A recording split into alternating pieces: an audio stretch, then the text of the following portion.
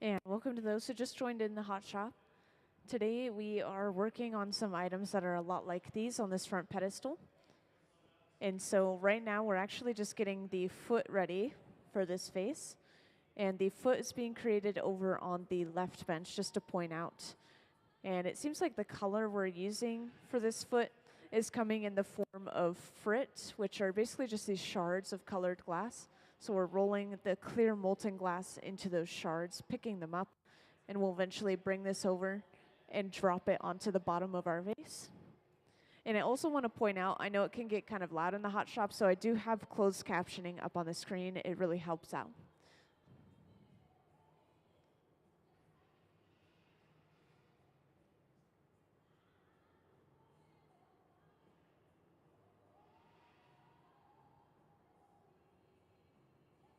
And at the center bench, each time we're going into the furnace right now, we're just trying to keep the glass warm. We're not trying to heat it up to make it malleable again. Just want the glass to stay at around 1,000 degrees Fahrenheit and not drop too much below that temperature. Otherwise, we do risk thermal shock.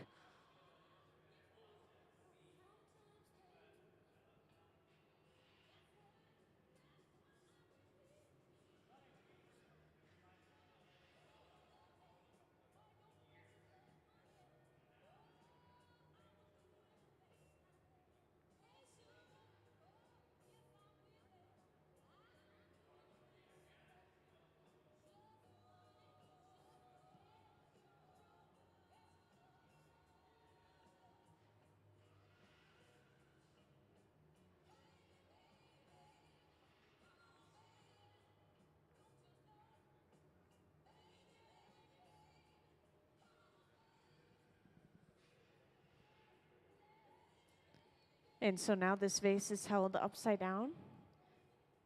And this is going to allow us to literally take that color and drop it right onto the bottom of the vase. And this is usually what we do for the foot of pretty much any piece. We just want to make sure that that color is dropped very centered to the bottom of the piece.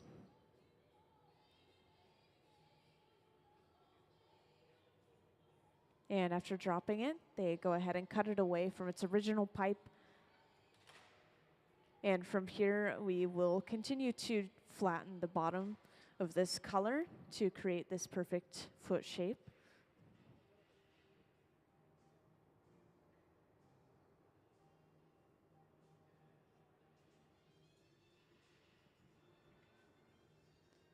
And just to point out a couple of things for you guys. You haven't seen it yet, but our glass furnace, the furnace that holds our molten glass itself, is this large tank with the closed door in the back. We do have two of them, one of them on the right as well. We are using that left one today. And these hold up to 1,000 pounds of clear molten glass, and they stay at a very steady 2,100 degrees Fahrenheit.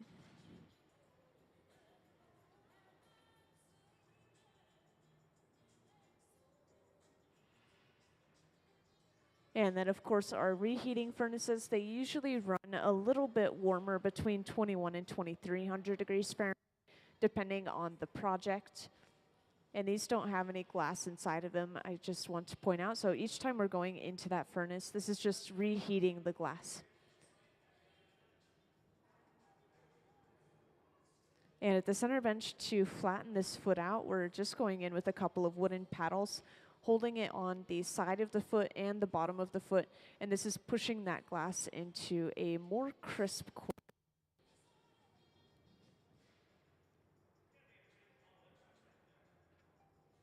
I guess I should point out too that this paddle that we're using now, this is actually a graphite paddle, so same thing as pencil lead.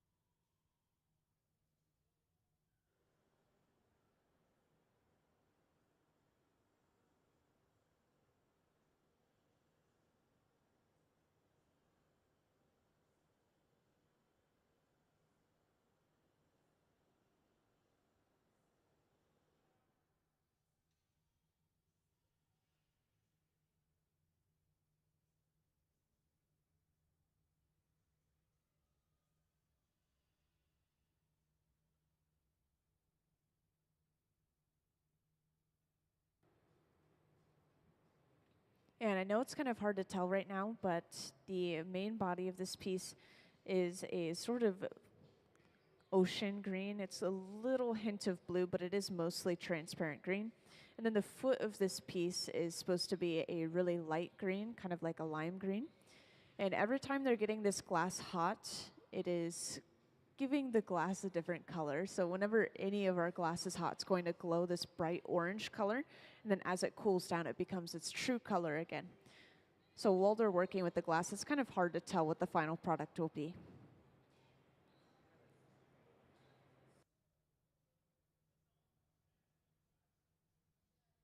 And now that we have the foot of our piece, we need to go ahead and attach a second pipe to the very bottom of our foot. And this is going to allow us to completely break this vase away from the pipe that it's attached to right now.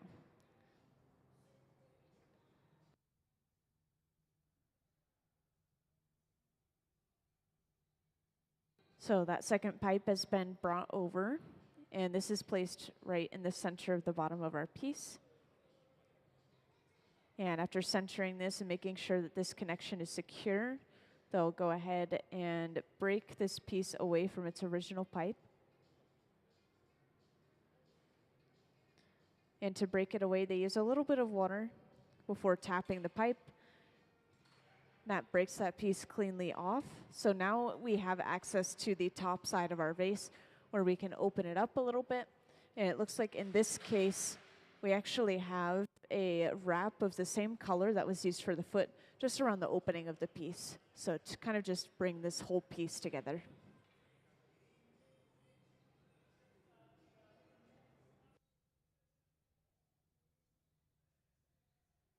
And right now they're just trying to center the pipe to the bottom of the piece by going in with a tool and supporting the weight from the other side. And that's just letting the vase fall back on center. And you could tell that this is what they're doing because the glass around the opening of the piece is still cold at that point, so they weren't trying to edit it.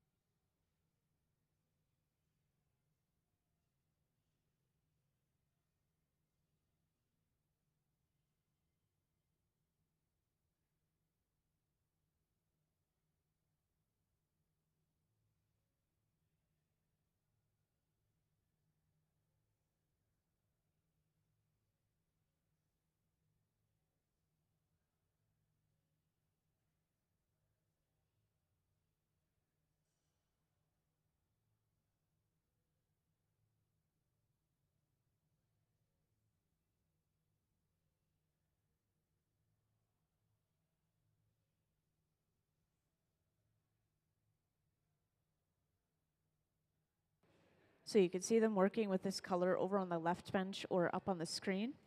And actually we could see just a little hint of that green frit in the bottom left corner of our screen. So there's this little metal dish on the table, and this has those shards of colored glass. Once again, they're called frit. So we just take our clear molten glass and we roll it in the frit. And this is going to pick it up and create almost a speckled layer of color on the outside of that glass.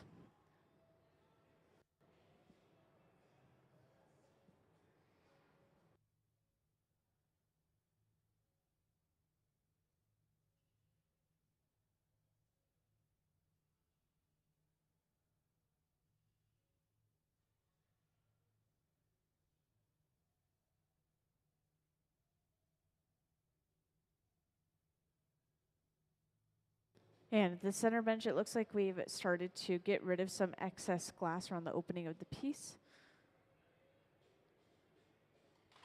So they've basically created this little disc of glass around the opening, and this is just going to be knocked off. Once again, this is just excess glass. You'll usually see them cut some of the glass off of the opening of any of our blown pieces. This is going to get rid of any unevenness and any thickness that remains in that area.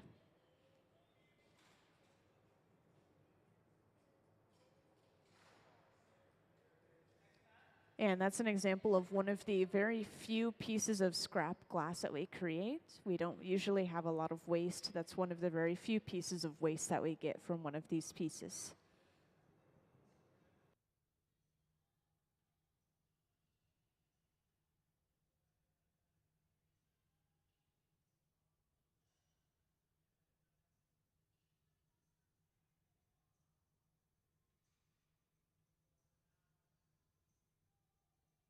And now that we've cut that excess glass off, they're able to go in and start to slowly open this up.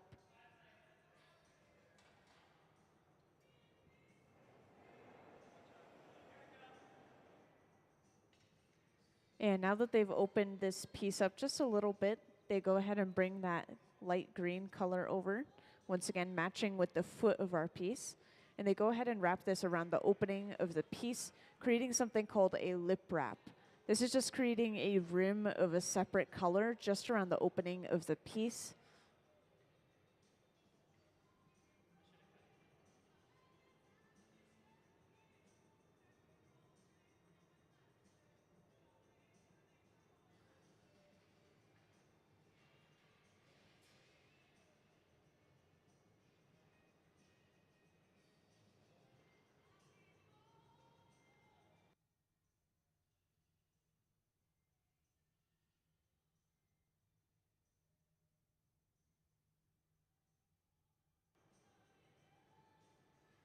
And after heating up the front of the piece once again, we're able to start opening this up to its full size. And if we're going by the shape that we were going by last time, we will keep the opening to this piece relatively small, smaller than the width of the vase overall.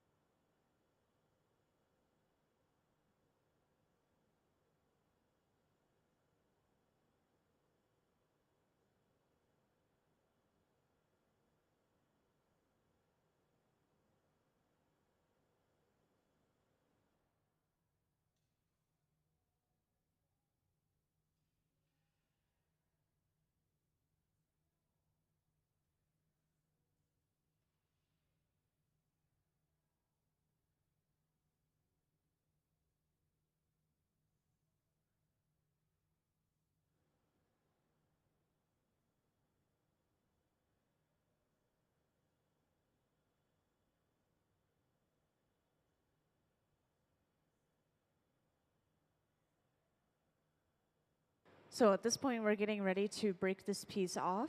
And this is usually including torching that connecting area where the pipe meets the glass. And then all they have to do is apply a little bit of water to that area they just torched. And just like earlier, after applying a little bit of water, this is going to crack and break this small area of the glass. And then all they have to do is tap the pipe, and that breaks this cleanly off into these Kevlar gloves, allowing the artist to pick this up and carry over to the annealer being the large black box over on the right wall. And this will slowly cool this piece of glass down at least overnight so it doesn't break from thermal shock. So we're not going to be able to bring it out from this box until tomorrow. It usually cools down overnight, but the thicker the glass, the longer this cooling process takes. So that was our first vase done for the day. We're going to continue to create these vases. Once again, this is the project that we're working on this front pedestal right here. We are going to be using a color for the clear portion of our body, as well as different colors in general, just creating some different themes.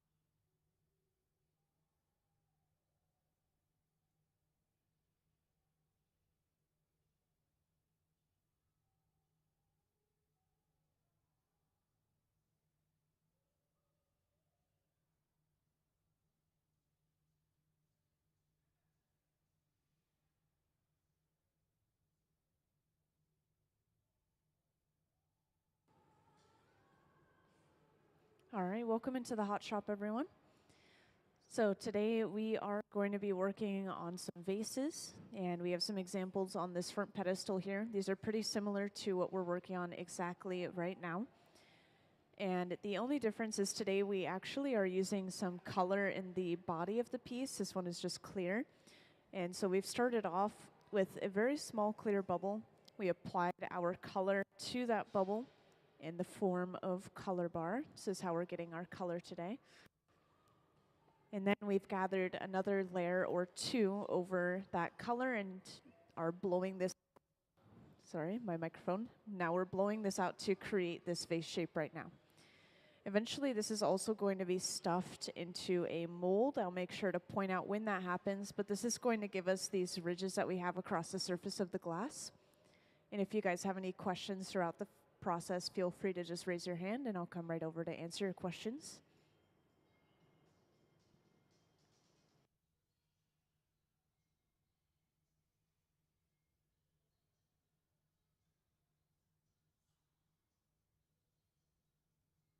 So right now we are using that mold right in front of the furnace. This is specifically an optic mold. This is just giving us ridges from the top to the bottom of the bubble, as you can see.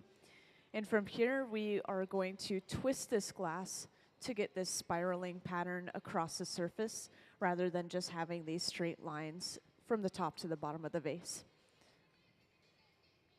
So next we sit down at the bench, and we're going in with a pair of jacks, which are those two metal blades. And as you can see, this has already started to twist that glass a little bit, but we're going to twist it even further next.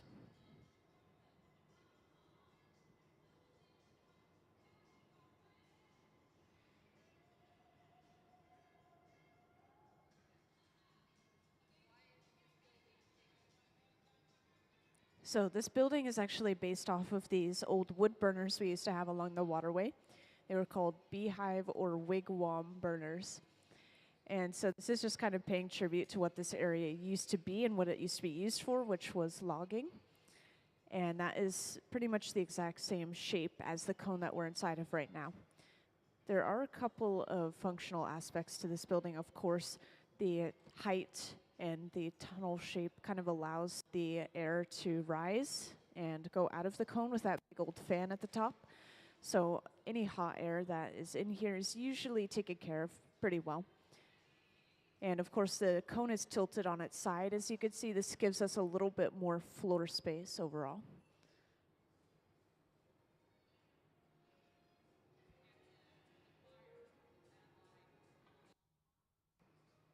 So you could think of the glass as lava. I kind of like to compare it to such, because the glass is this glowing orange color when we're working with it, just because of how hot it is. It's radiating light and heat at the same time. So if you were near this piece of glass, you would feel that heat coming off of it. And these furnaces, they all run between 21 and 2300 degrees Fahrenheit. And just to point out specifically, these large tanks are the closed doors, one on the left here, and then one on the right of our hot shop over here. These run at a very steady 2,100 degrees Fahrenheit, and they don't usually change very much from that. And this is what's holding our clear molten glass. So I do have a little diagram up there of those glass furnaces. You can imagine it like a giant jar of honey, except instead of honey, we have 2,100 degrees Fahrenheit glass.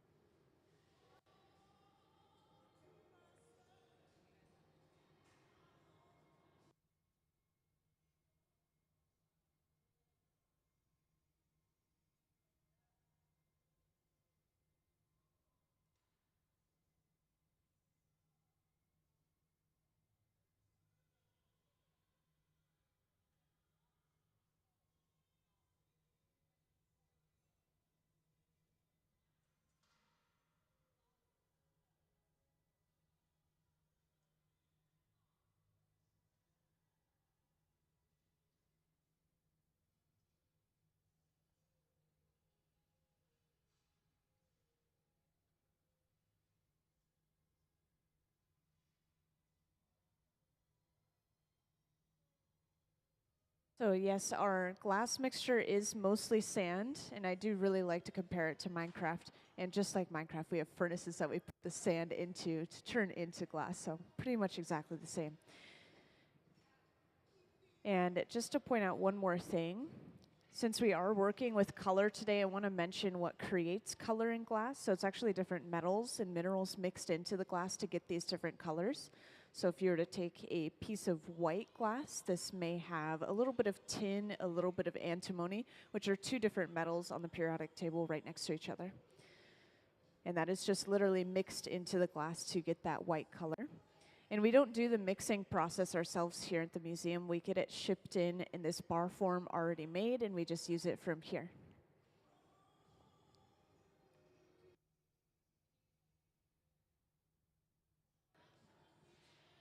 So we are just continuing to blow this bubble out. Whenever somebody has their mouth on the end of the pipe, that is them blowing this glass out into a bigger shape. It's also blowing the glass a little bit thinner, kind of like blowing into a balloon. And you could imagine this pipe as like a giant straw, so we could push air in to expand that glass. Air can also come back out if we're not careful. And sometimes we actually purposefully pull air out of the pipe to collapse certain areas of our glass bubble. And right now it looks like they are going to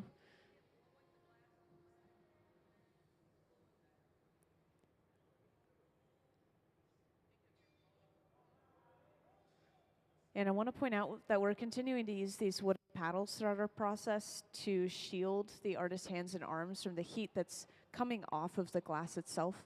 That's why we're kind of hovering around with those wooden paddles. And while they are blowing this bubble out at the center bench, over on the left bench, they're preparing the foot for our vase, this little section here. And so they've just taken some clear molten glass from our furnace, and they're rolling it into a dish that is filled with these shards of colored glass. And that's called frit, those little shards of colored glass. You can imagine it kind of like the texture of sand. And this is going to stick to that clear molten glass and create a speckled layer of color. And eventually this will be brought over and attached to the bottom of our piece to create the foot for our vase.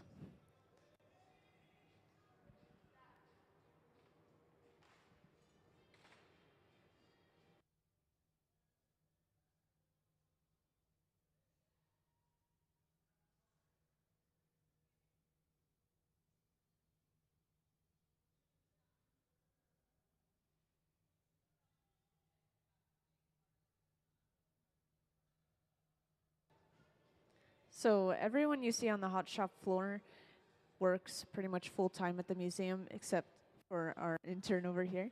But everyone else here is working in the hot shop almost every day that they come into the museum. And that means that they basically are resident artists. And whenever you come in, you may see some guest artists here. These guys will still be here helping those guest artists create their own art. But yeah, these guys work here full-time as the Museum of Glass Hot Shop team. And specifically, whenever somebody's sitting at the bench creating the artwork, they are called the gaffer. They're kind of like the glass blowing team leader. And they are physically working with the glass, shaping it, as well as instructing those around them to assist them, basically. So today, Sarah is our gaffer.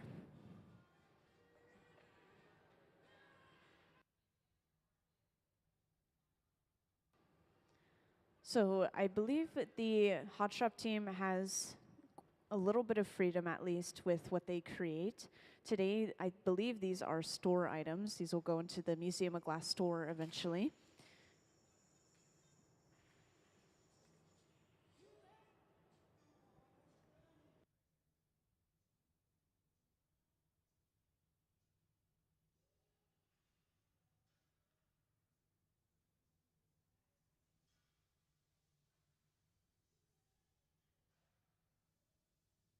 And now to flatten this foot out, we are first going in with a graphite paddle. That's a paddle in Sarah's hand. And then also a wooden paddle on the very bottom of the foot. And this is hopefully pushing that glass into a little bit of a 90-degree corner almost, just as you could see with this larger one.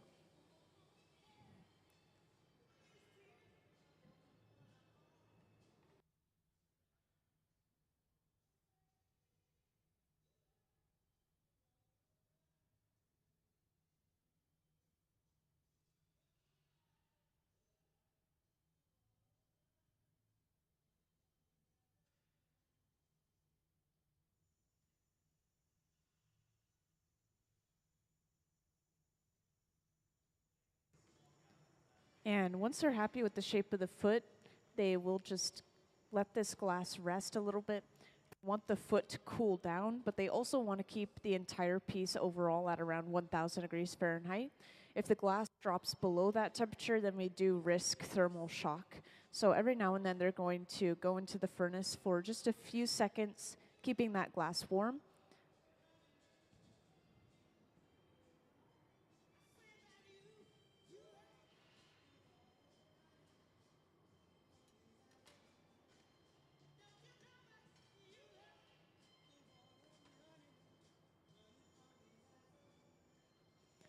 And while they're keeping this warm, a second pipe is being prepared with a little clear attachment on the end over on the left bench. And this is called the punty. This is going to be attached right to the center of the bottom of our piece, and it allows us to break the piece completely away from the pipe that it was created on. So this pipe that it's attached to right now, it's going to break off of this pipe in just a moment.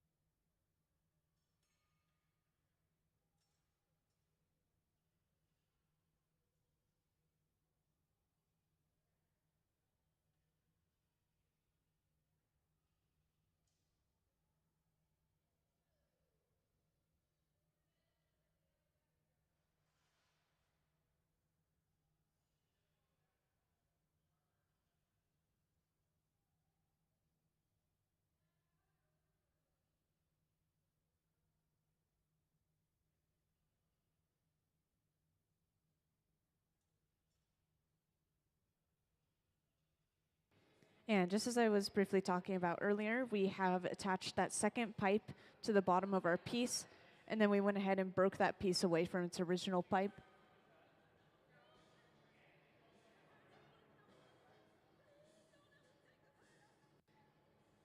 And it looks like the glass got a little bit cold. We have a crack running down the side of the piece.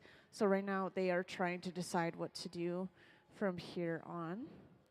And this is something that happens every now and then. Glass is still glass. It is going to be a little bit fragile.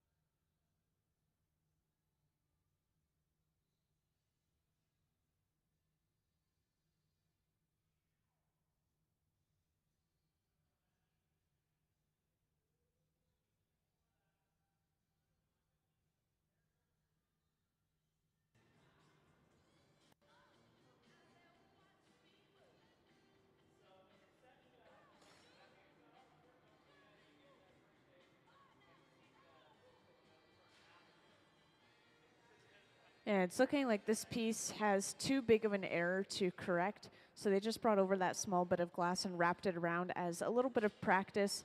But this piece is just going to be tapped off and allowed to break.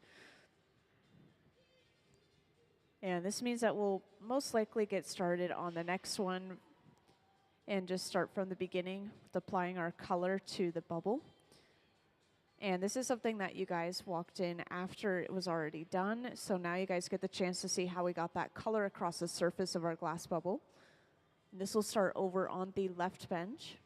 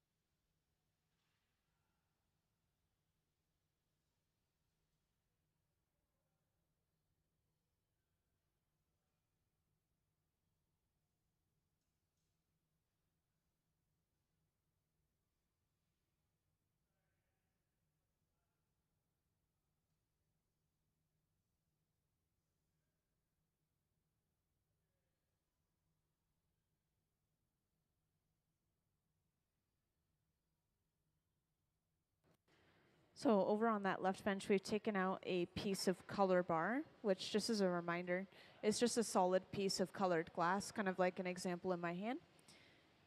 And so far we've been using this really light blue-green sort of color, like a sea green. And so this is being heated up over on the left bench until it's completely molten hot. And eventually this is going to be dropped onto a small clear bubble of glass. And it looks like Gabe is creating that small clear bubble already over at the center bench. So this is how all of our glass projects start, is with a single gather of clear on the end of our pipe.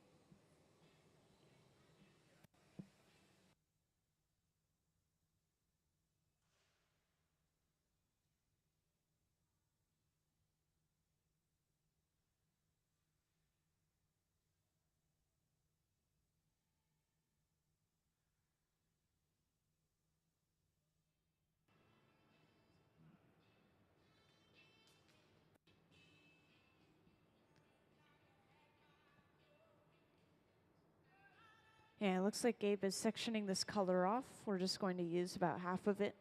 Sometimes the color is pretty rich, or we want to thin it out, so we do use a little bit less of it. And I'm not sure if you guys were here for my little introduction earlier, but this is what we're creating today on this front pedestal right here, these vases.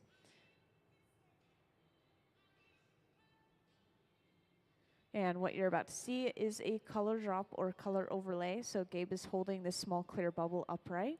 And this is going to allow them to literally drop this molten color right on top, hence the name color drop.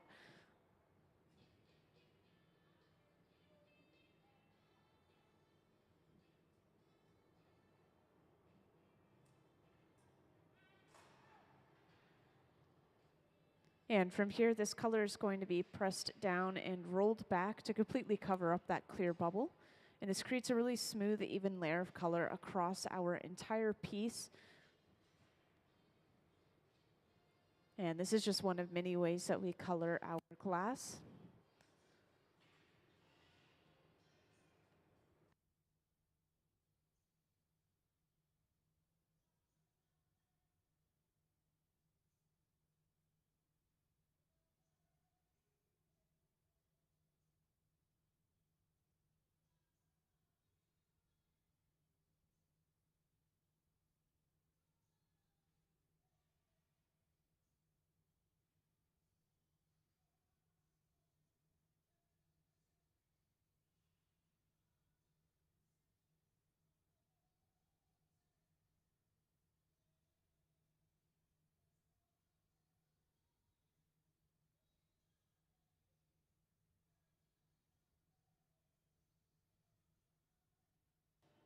And I'll point out real quick at the center bench, Sophia's just taking care of the leftover color by smoothing that out.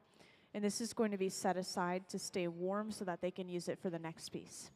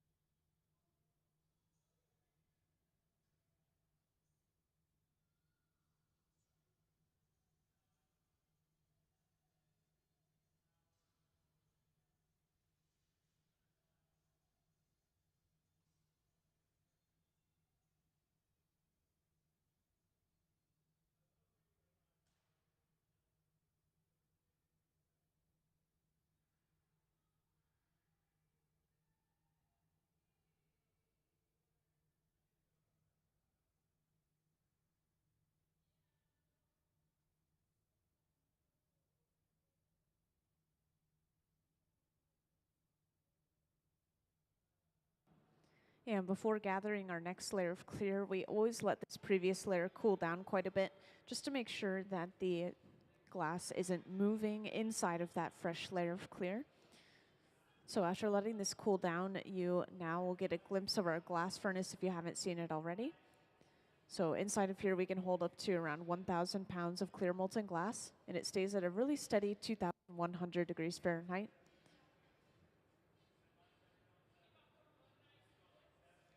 And the texture of this molten glass is a lot like honey, so if we were to stop turning the pipe, this would be able to physically just drip off of the end of the pipe into a puddle on the ground until it finally cools down and solidifies.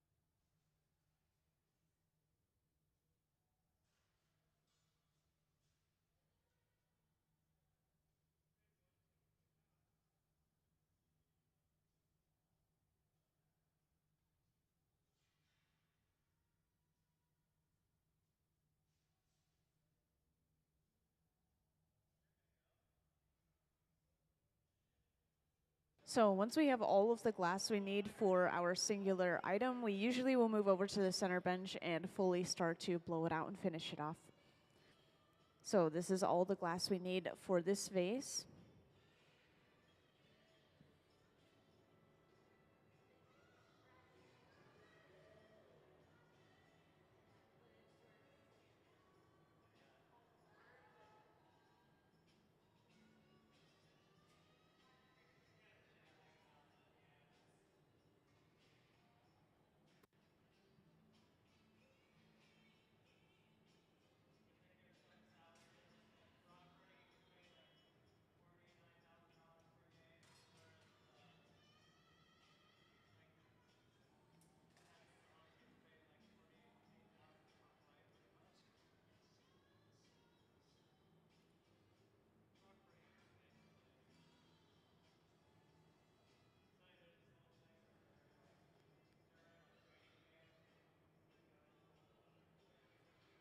And at the center bench, it looks like we are going to start blowing this out quite a bit.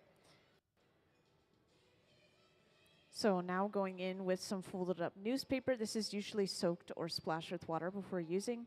And that is this pad that Sarah's using. It's just folded up newspaper. And using these on the side of the bubble, as you can see, has created a little bit of a longer and thinner shape of our bubble. If we were to hold it on the bottom of our bubble, this is going to do the opposite thing. It's going to create a wider squatter shape.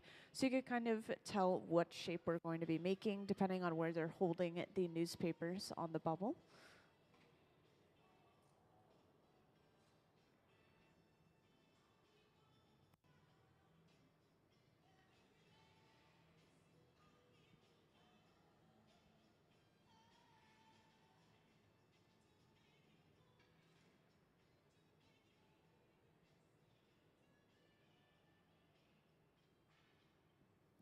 And next we're going to be using a mold that is next to the furnace.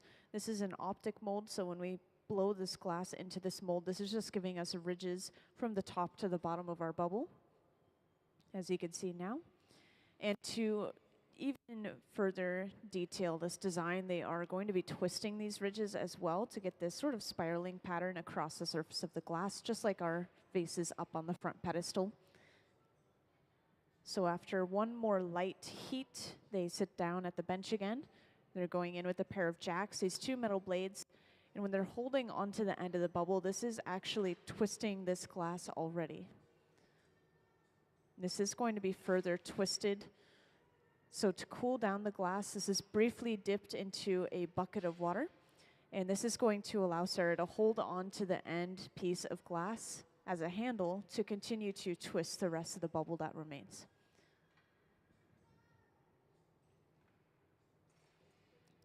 So next, going in with a pair of diamond shears. Once again, Sarah's holding onto that end piece on the end of the bubble and continuing to twist this glass.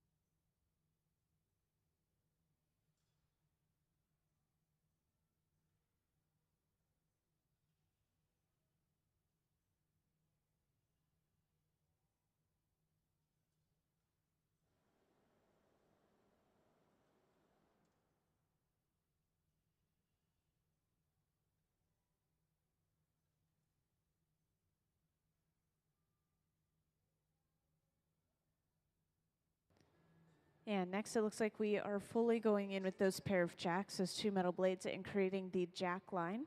So this line or divot that we're creating near the pipe is where we're going to break this piece off of the pipe in a little bit.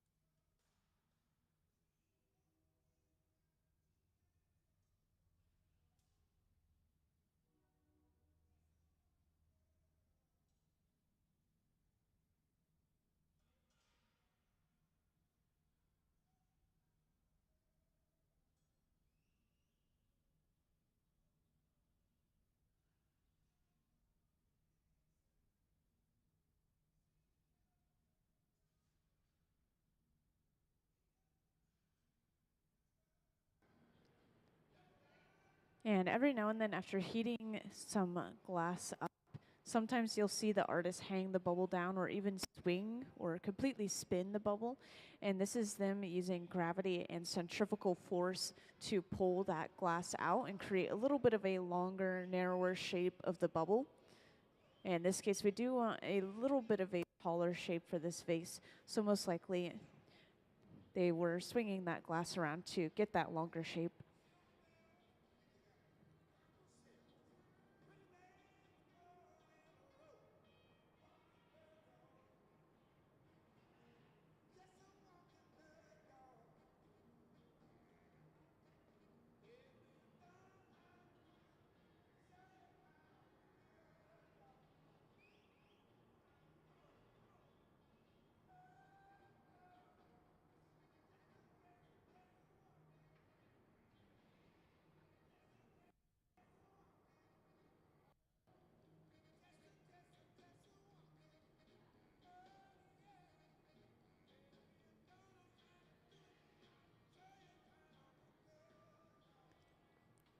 Now, while they're continuing to work at the center bench, over on the left bench, Nick is creating the glass that is going to be used as the foot for our vase.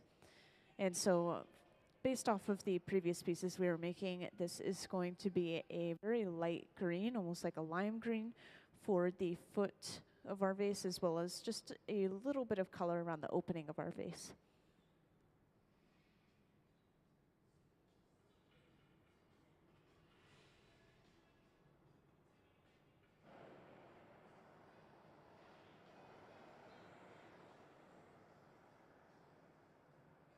And to specifically talk about the color, if you didn't know already, we are using frit, which are basically little shards of colored glass to color this clear glass over on the left bench. And so you could imagine it's just this little metal bowl, and it's filled with these little shards of this light green glass, kind of like sand texture.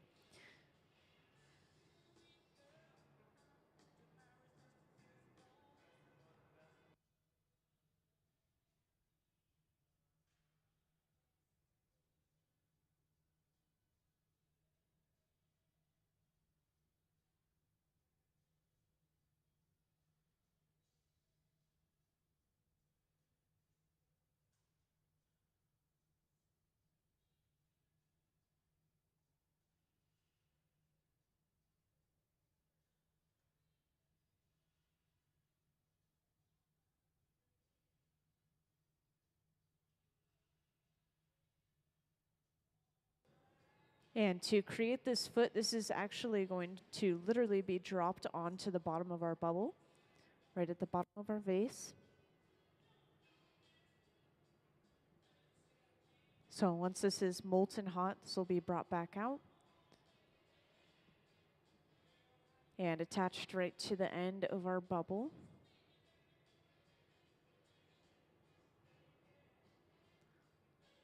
So after cutting this glass off, they will then just go through the process of turning this into this perfectly shaped foot, flattening the foot out.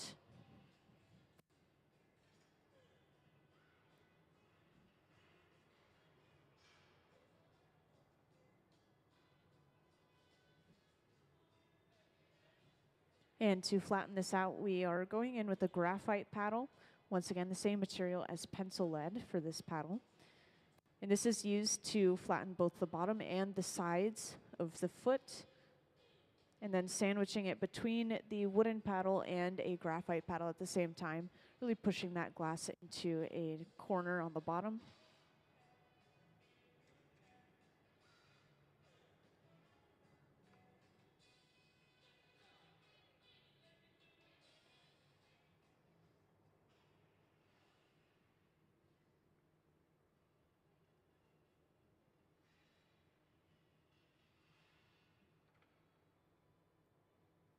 And welcome into the hot shop.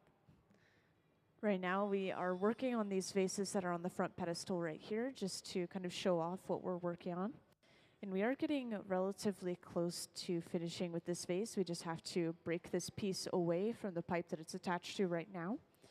And this is going to give us access to the top side of the vase where we have the opening.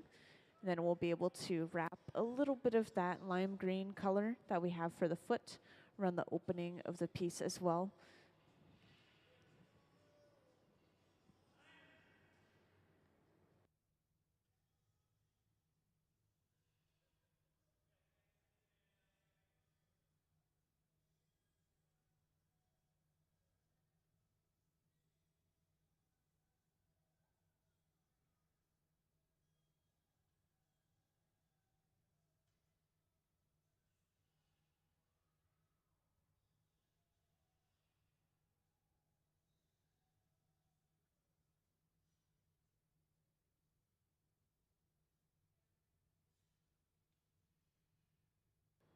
So next, the second pipe is brought over and attached right to the center of the bottom of our piece.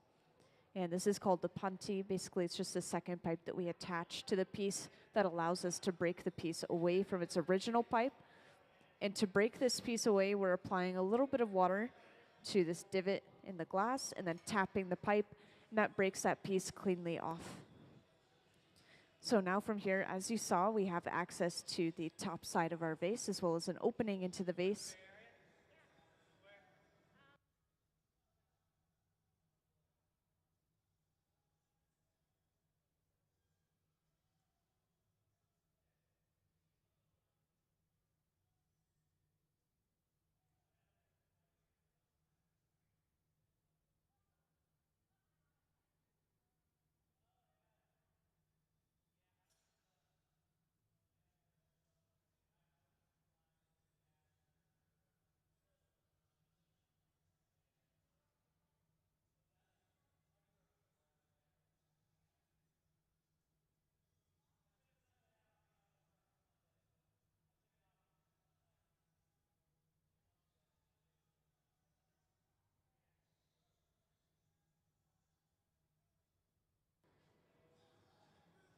And for those who just joined, I want to point out that we are working on these vases right now that are on this front pedestal. We are going with a different color scheme. We have this sort of turquoise or blue-green color for the body of the piece, transparent color, of course. And then we have this opaque or solid lime green, very light green for the bottom and the opening of the piece. It's kind of hard to see the opening from where you're sitting, but we do have a little rim of color. Sorry, my microphone is cutting out every now and then. I was just saying we have a rim of color around the opening of the piece. And just to mention again, if anyone ever has any questions, feel free to raise your hand and I'll come right over to answer those questions. At the center bench, it looks like we are going to trim off some excess glass around the opening of the piece. So first, going in with a pair of tweezers, we pinch the opening away.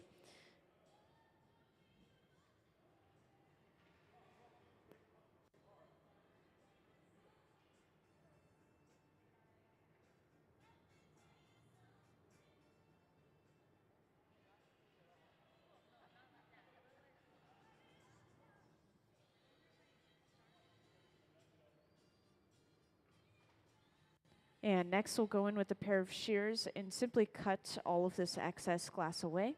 And this is one of the few scraps of glass that we create when making our glass art.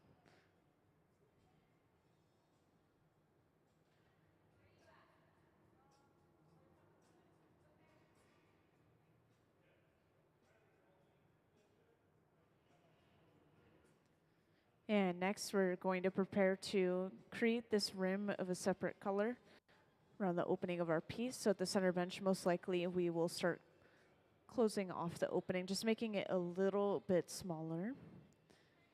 And over on the left bench, we're preparing this small bit of colored glass. And once again, this is that same lime green that we used for the foot of our vase.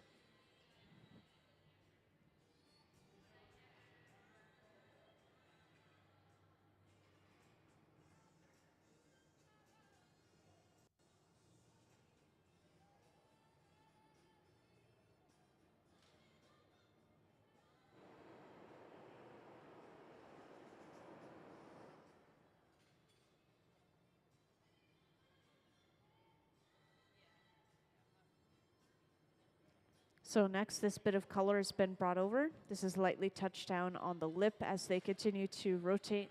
This follows around, creating a lip wrap, just that separate rim of color.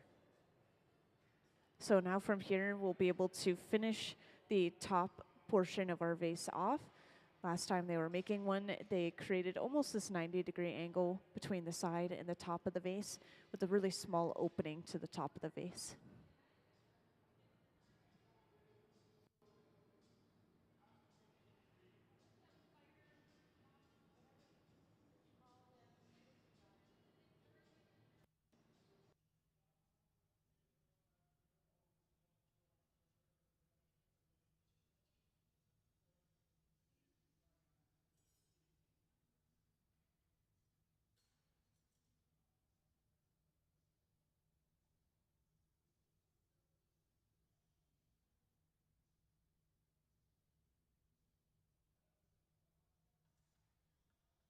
Yeah, it looks like next we're going to be using the Soffietta.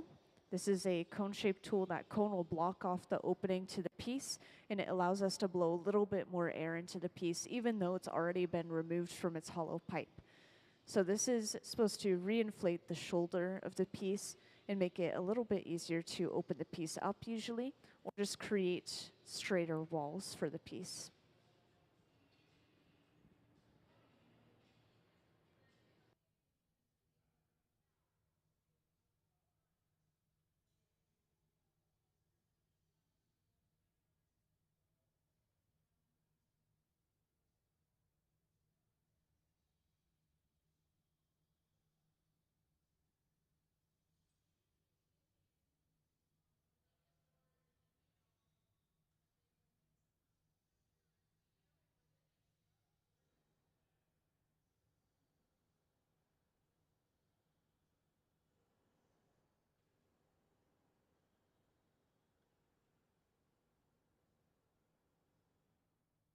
And every now and then you'll see us using this large fluffy flame to heat up the connection where the glass is meeting the pipe.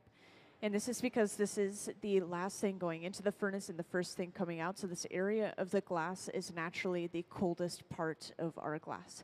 We want to make sure that none of our glass drops below 1,000 degrees Fahrenheit. If it does, then we do risk thermal shock, which could crack or break our glass.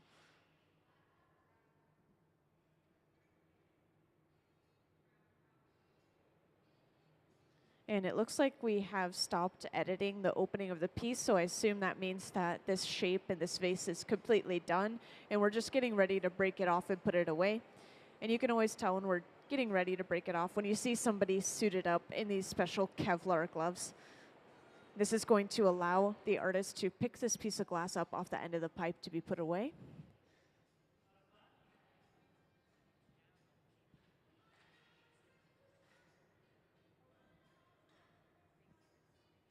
So just like earlier, to break this piece off, we will apply a little bit of water and then tap the pipe. That should break this off cleanly into these Kevlar gloves. And then this will be carried over to the annealer, the large black box over on the right wall, which will slowly cool this piece of glass down, at least overnight, so it doesn't break from thermal shock. So we won't see this piece until tomorrow again, once it's fully cooled down. And once again, this box is at around 950 degrees Fahrenheit. Then with the press of a button, everything inside of it cools down at the same time. This is going to prevent thermal shock. And let's give them a little round of applause for finishing their second blown piece of the day. So that was our second vase. I believe we will continue to work on creating these vases. So if you missed the beginning of the process where we applied the color, feel free to stick around.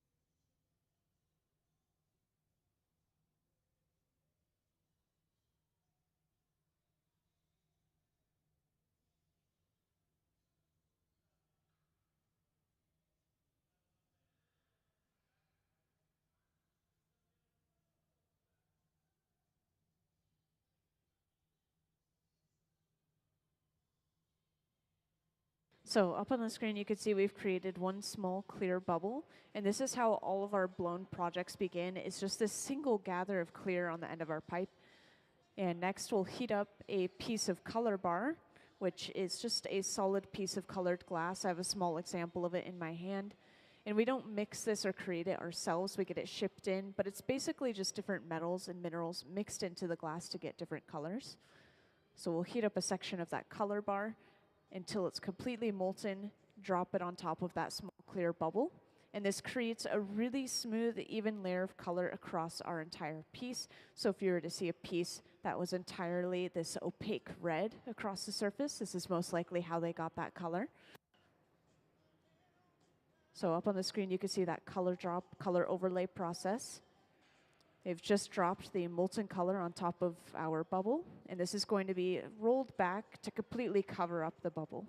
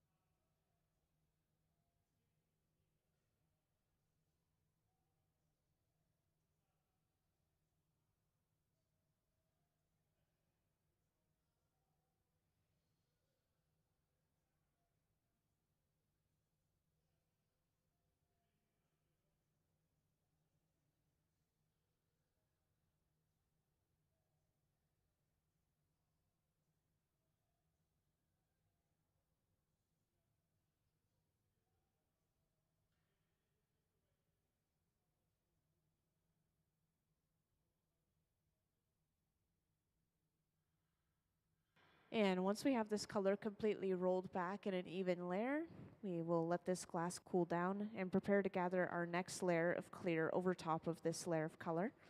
And this is going to build up mass for the piece. It's also going to kind of sandwich this color in between multiple layers of clear, which is helpful. We usually don't have color on the surface of our glass. Every now and then you will see that, but usually not. This is because when we are working with the glass, sometimes little pieces can chip or break away, and that would get rid of the color on the surface of our glass and leave us with an imperfection. And so right here, we're going to have this color sandwiched between the layers of clear and really protected from the surface.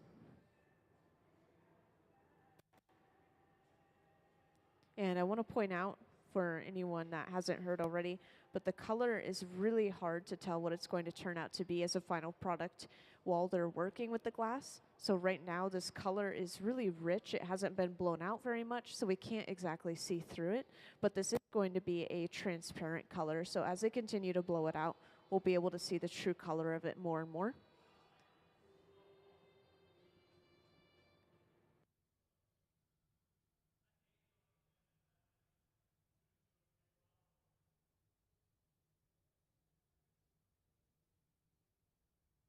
So this is our glass furnace.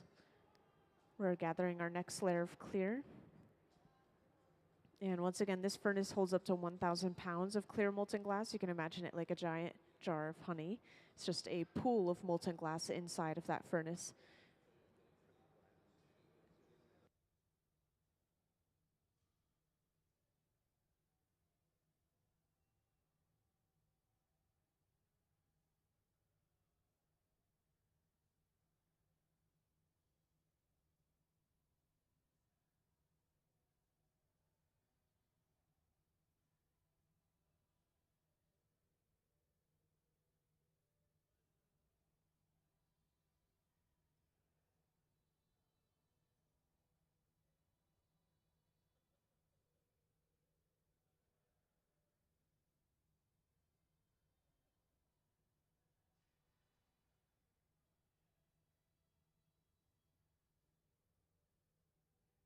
So that's a good question.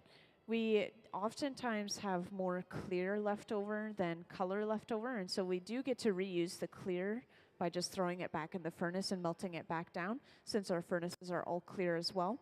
But when it comes to color, this is something we sadly cannot reuse. As you can see, it is mixed in with clear, so it is diluted at this point. And on top of that, we can't throw it back into our clear furnaces, otherwise it would taint the rest of that clear pot. And so this is something we throw away.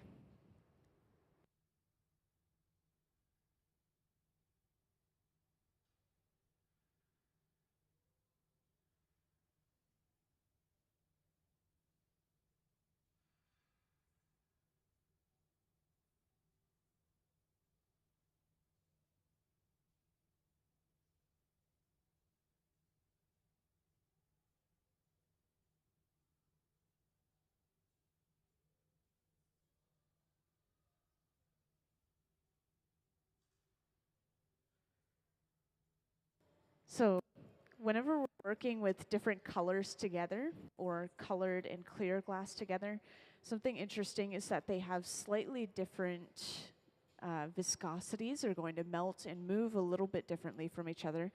So something that is a classic color pattern is black and white. Everyone loves a black and white pattern. But if you have black and white right next to each other, one of them is going to try to blow out a lot more than the other. I think the black is softer in this case, so white is a little bit harder. So yeah, that's something interesting and something that they really have to watch out for and really try to control, because they obviously don't want a lumpy piece. They want it to blow out evenly and smoothly.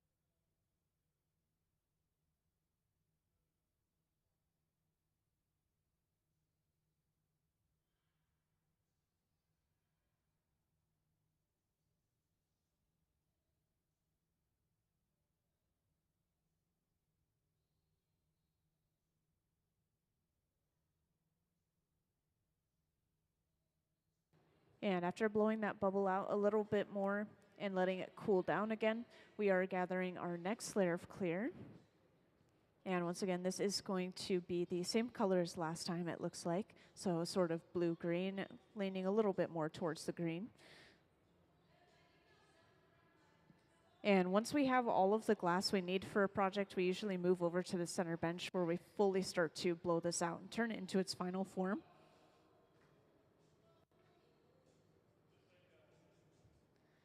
And after sitting down, frequently you'll see us use the block after getting a fresh layer of clear. And the block is just this wooden spoon-shaped tool. It's going to smooth and even out this fresh layer of glass. It's going to help the bubble blow out evenly from inside.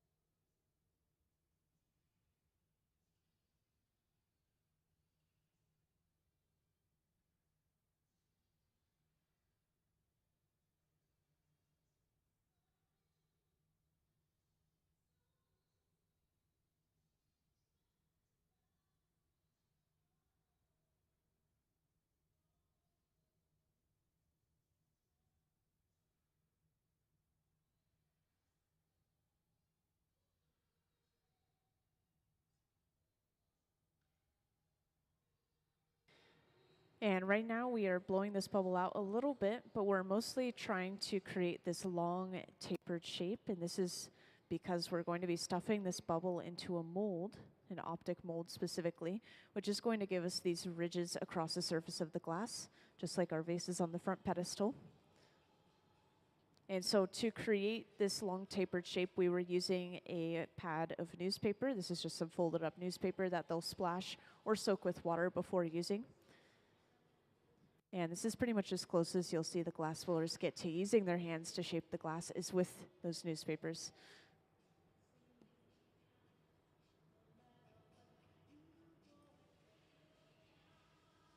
And after heating this glass up one more time, this is stuffed into that optic mold, which once again is going to give us these straight ridges going from the top to the bottom of the bubble.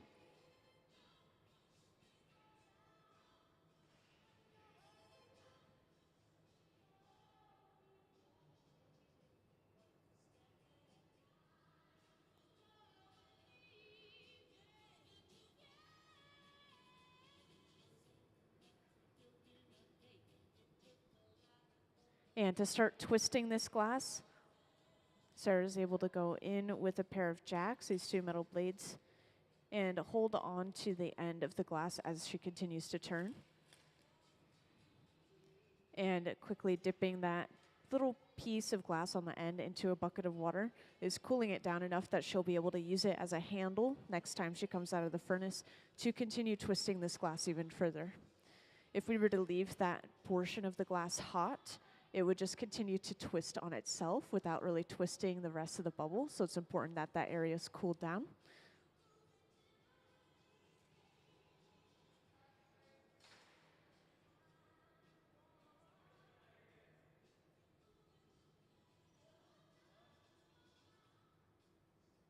And it looks like we're going in right away and creating the jack line. The jack line is this divot near the pipe where we break the piece off of the pipe later on.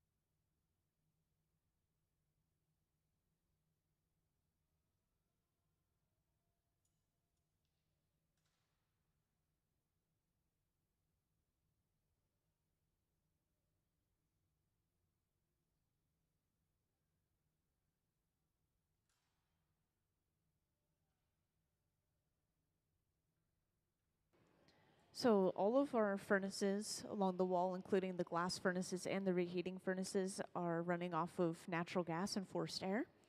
And our torches are actually the ones that run off of propane and oxygen. And the tanks aren't up here on our level here. That's why it's kind of mystery.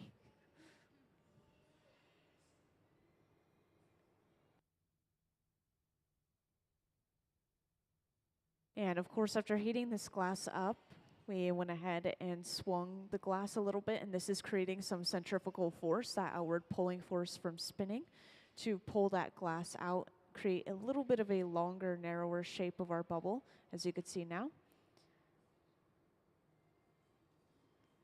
And because we're getting close to finishing the shape of the body, over on the left bench, Nick is going to start preparing the foot for this piece, which is just going to be a small bit of clear. And he's going to roll it in some frit, which are just these little shards of colored glass. And this is going to create a speckled layer of color for the foot of our piece.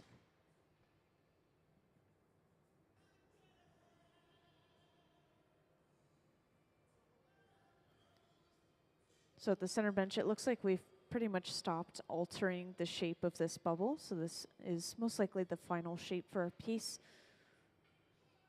And now they'll just have to work on keeping this glass warm, once again, right around 1,000 degrees Fahrenheit or warmer, to prevent thermal shock.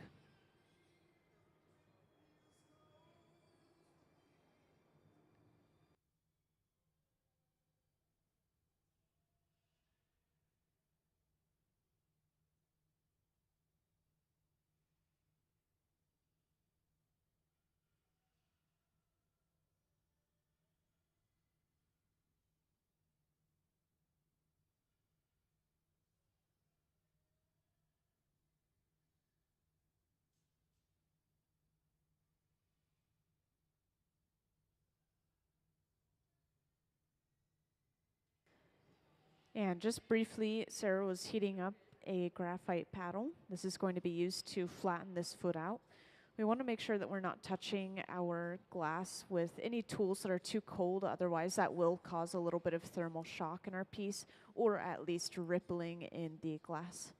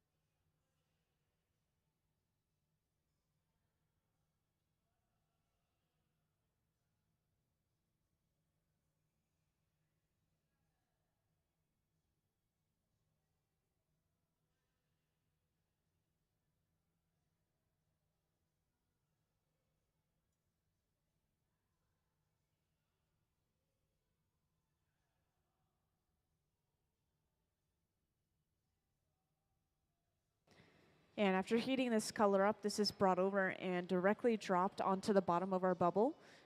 And for those who just joined, this is just to create the foot for our vase that we're making right now. And to point out the final product, we are making these vases that are on the front pedestal right here. So you can see we already have a very similar shape. We just need to work on the top half of our piece, the opening of it, right after finishing the foot. And to flatten this foot out, we're going in with that graphite paddle that was just heated up previously. And at the same time, going in with a wooden paddle. So pushing the glass from both sides as it's going to force it into a little bit more of a sharp corner on the bottom of our piece.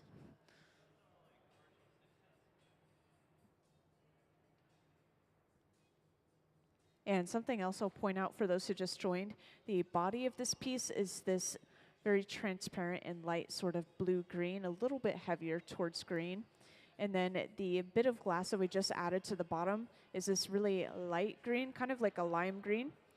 And we're going to be using this lime green one more time just around the opening of the piece to finish the piece off. And I just wanted to point out the colors because right now when we're working with the glass, it's glowing this bright orange, and that's just because of how hot it is. It's not the final color.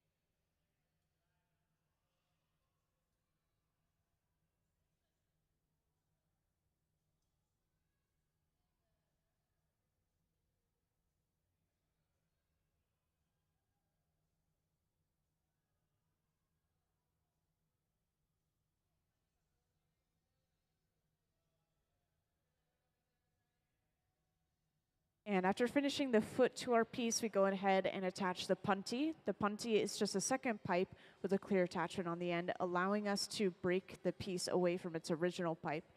And this is important because this is what gives us access to the other side of our piece, where we have the opening into our vase as well.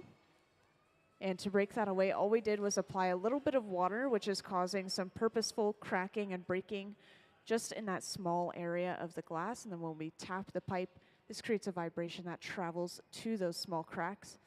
And this is also why they are very gentle when handling the glass. They set it down very gently. They put it into the furnace very gently. We don't want to create any more of those vibrations, which can travel into the glass itself.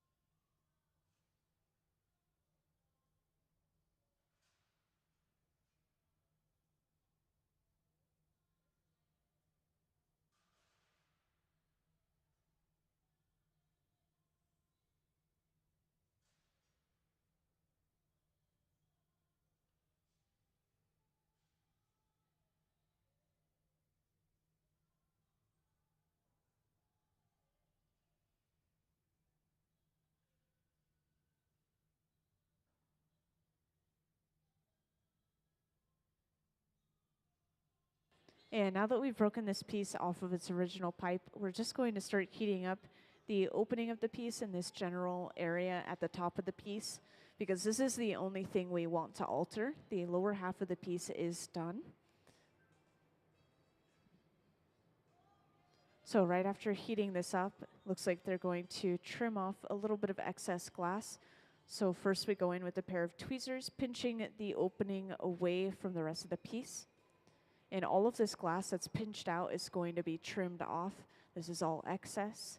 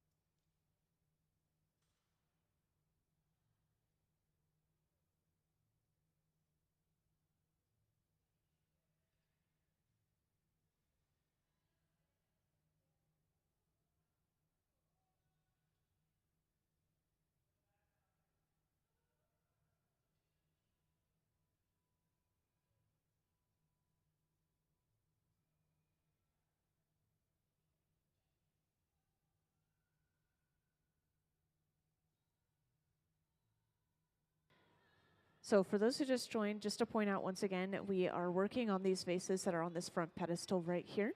So we are getting relatively close to the final product already.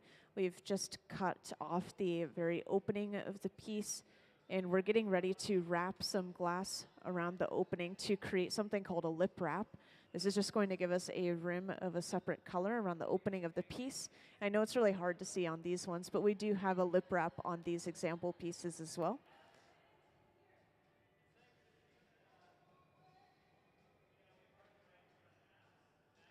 So while they're keeping this glass warm at the center bench, the lip wrap, or the small bit of colored glass, is being created over on the left bench.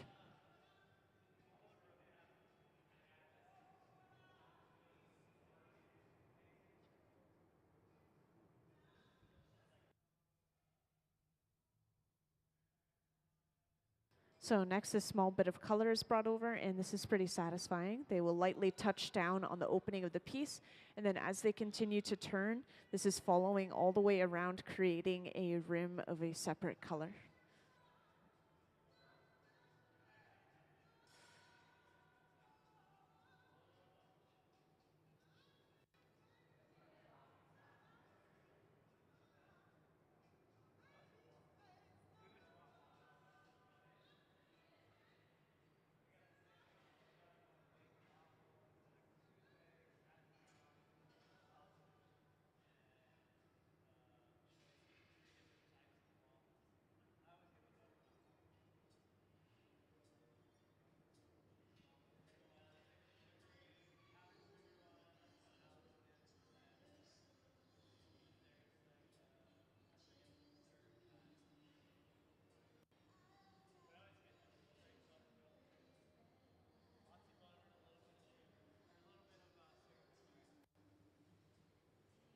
And after getting that lip wrap, they're just going to go ahead and smooth this glass back out. You can see that the lip wrap is raised above the wall of the glass.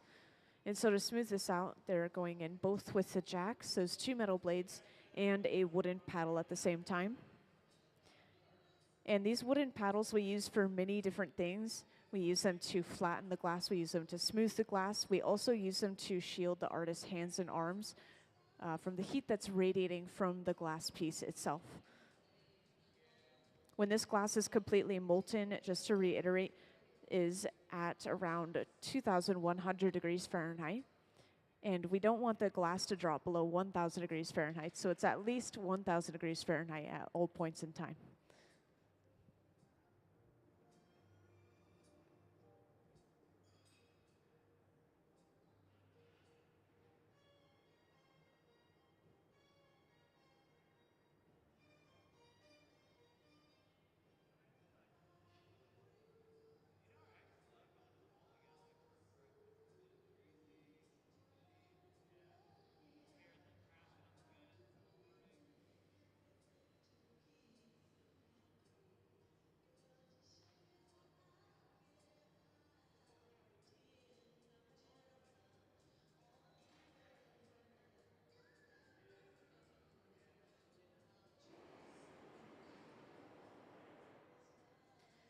And usually once they start torching the area where the glass is meeting the pipe, this means that they are done with the piece.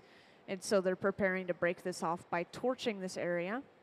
And just to point out, this back area of the glass is the last thing going into the furnace and the first thing coming out. So it is naturally the coldest area of the glass.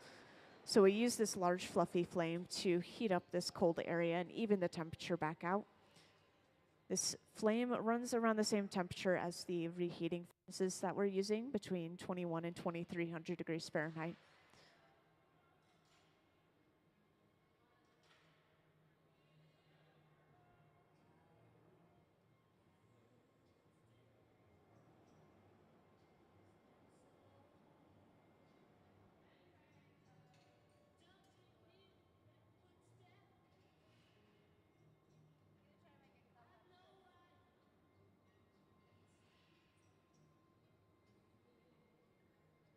And to break this piece off, some of you may remember from earlier, we apply a little bit of water to the connecting area. Then all we have to do is tap the pipe, and that should break this piece cleanly off into these Kevlar gloves. They briefly torch the bottom to get rid of any leftover sharp ends that remain. And then this is brought over to the annealer being this large black box over on the right wall. This will slowly cool this piece of glass down at least overnight so it doesn't break from thermal shock. So we won't see this piece until tomorrow. And now we are going to switch things up a little bit. It looks like we're going to get started on a fancy cup or a small goblet.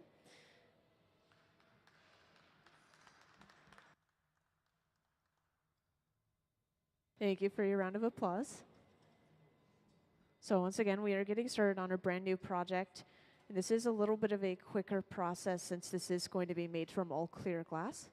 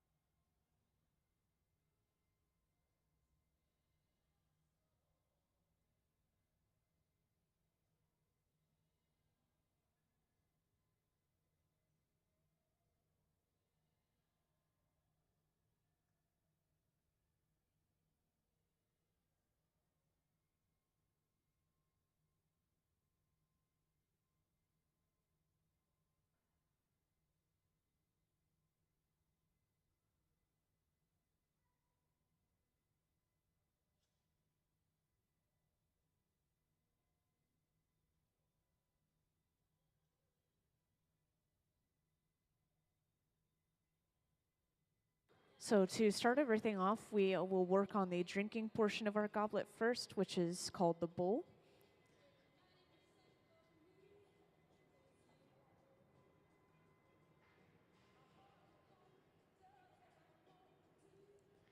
And I know I haven't pointed this out yet, but we've used these tables throughout the day, these metal tables throughout the hot shop, and these are called marvers. And we use them to shape the glass, but we also use them to cool the glass down. So wherever the glass is touching the surface of the table, that is cooling the glass down and preventing it from blowing out too much in that area. So we can kind of control which way the glass will blow out by using those tables.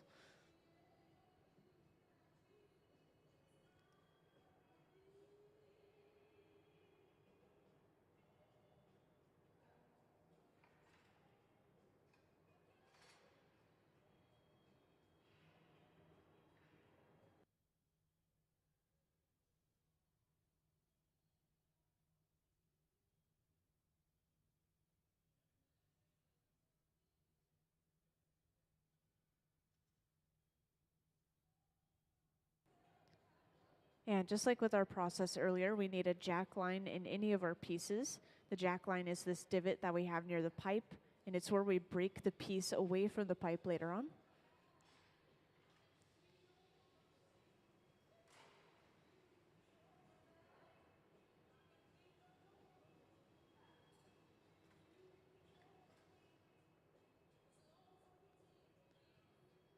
Yeah, it looks like when they broke off that little end piece, this did break away the bottom of the bubble. But this is something that's nice about making goblets or cups is that they are assembled in sections, so you can technically remake that section and start that little section over again. And we were just starting this bubble off, so they will quickly restart.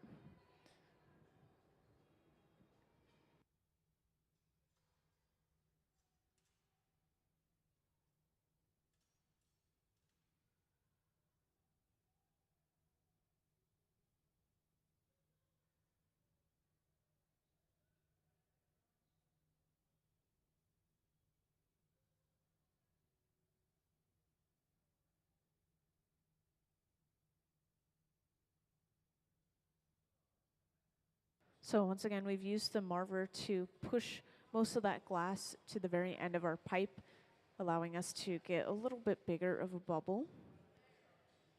And then going in at a high angle, we are touching down on the table lightly. This is preventing the bubble from blowing out too much at the very bottom.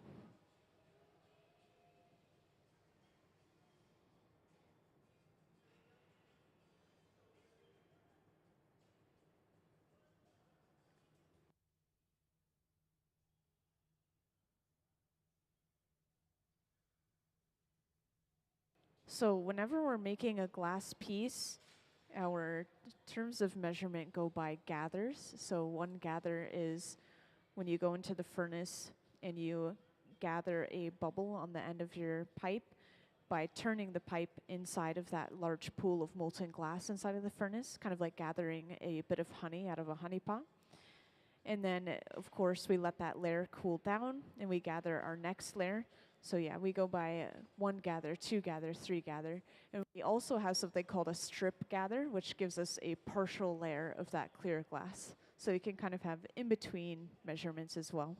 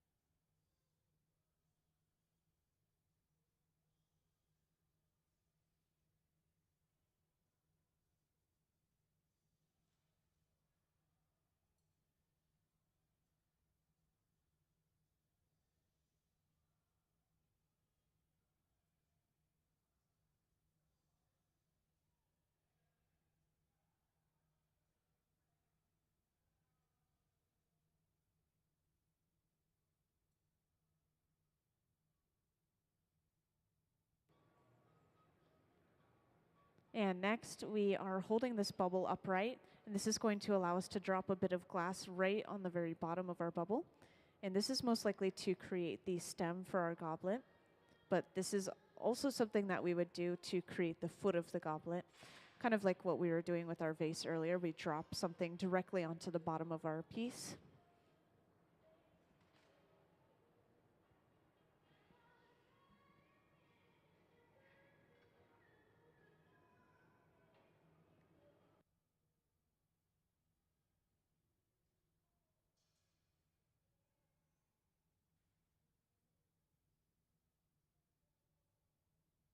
And to create a straight, kind of cylindrical stem, we will hold a tool on the side of the glass, and this is just forcing that glass into that straight cylinder shape. And then onto the bottom of this stem is where we would create our foot. And this is most likely going to be a blown foot specifically. So instead of taking a solid bit of clear glass and attaching it to the bottom, that would create a very thick foot. We instead bring over a thin bubble of glass and put that at the bottom, and then open that bubble up into a plate-like shape. So you guys should be able to see that process pretty soon at the center bench, as soon as we finish off the foot of our goblet, or sorry, the stem of our goblet.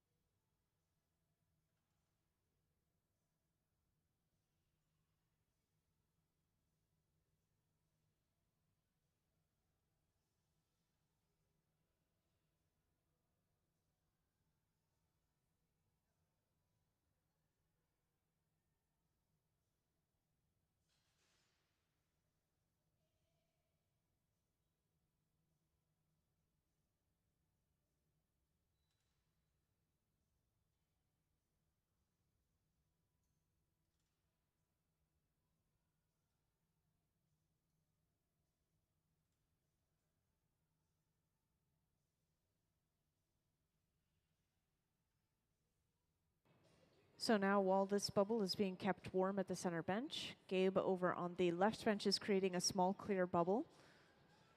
And this is going to be brought over and dropped onto the bottom of our stem, kind of like where we dropped the stem earlier. So the bubble will be held upright.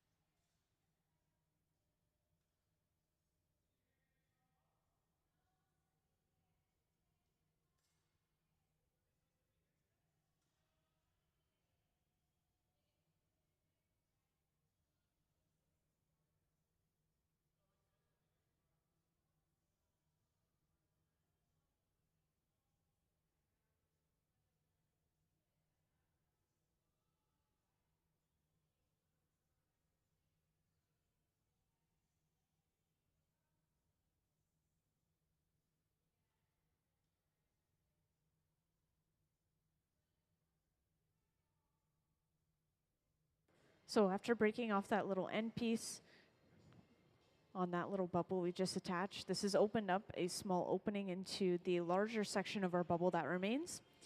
And now from here, all we have to do is heat up the foot itself and just slowly flare this open into that plate-like shape that I was describing earlier. And once again, this is called a blown foot. This is something that they will usually create for goblets. So you guys have a really good example right in front of you on this front pedestal here of a blown foot.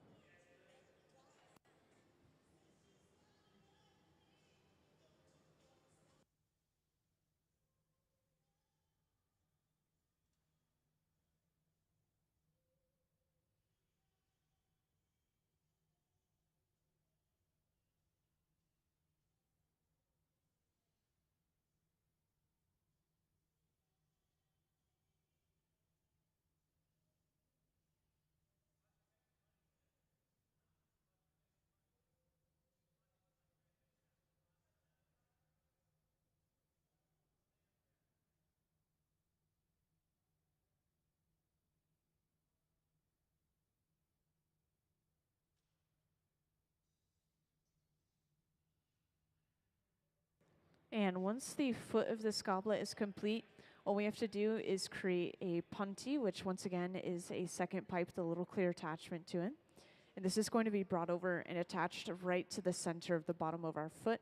Some of you guys may have been here earlier for that when we created the foot for our vase and attached the punty to the bottom and then broke the entire piece away from its original pipe. So that same process is going to happen in just a moment here at the center bench.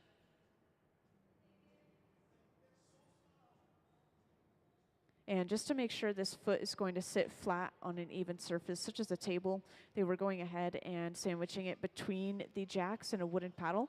This is just forcing it to straighten out.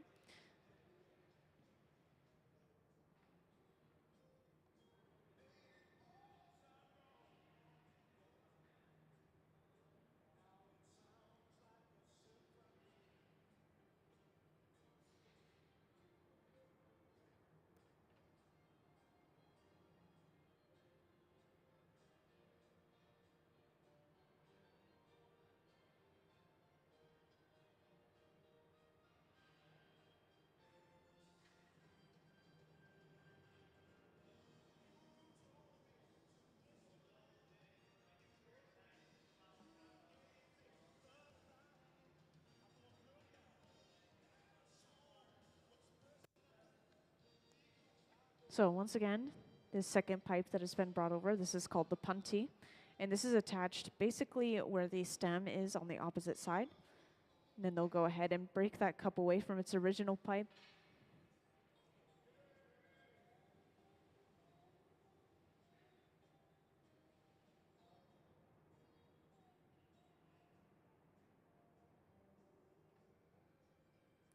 And after breaking that cup away, it looks like it is broken just a little bit around the opening of the piece. So most likely they will start to heat up just the opening and then go ahead and trim off some excess glass to even that opening back out.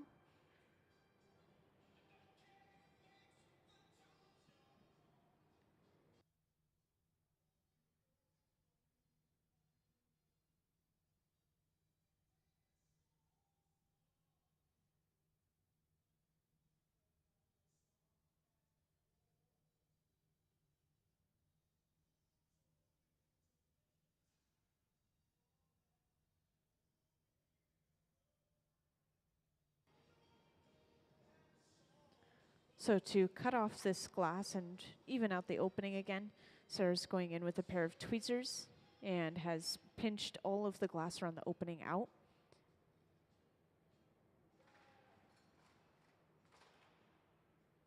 And after heating this glass up one more time, all of this glass is going to be cut off using a pair of shears.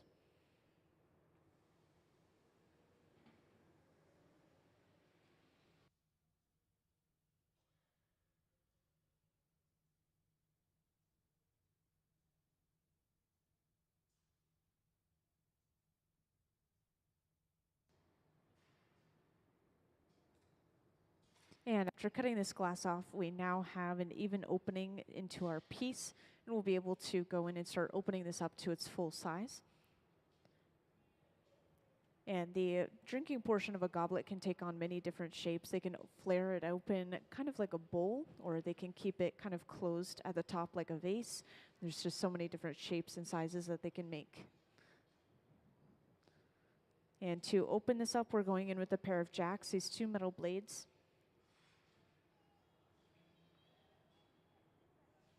And as I'm sure you've noticed by now, this glass is so thin that we have to frequently go in between the furnace and the bench to make it malleable again. If we heat it up too long, then it could lose its shape, so we come out quickly. We have to work with it quickly.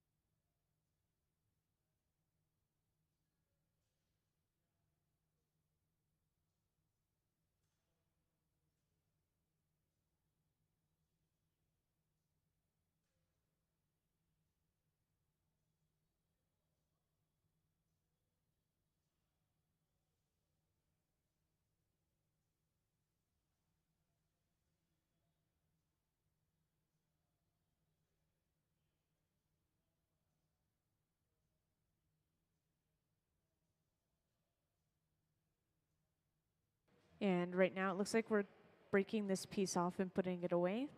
So just like earlier, to break this piece off, we heat up that connecting point. And then sometimes they'll apply a little bit of water to that connecting point. Sometimes it's so easy to break off that all they have to do is tap the pipe.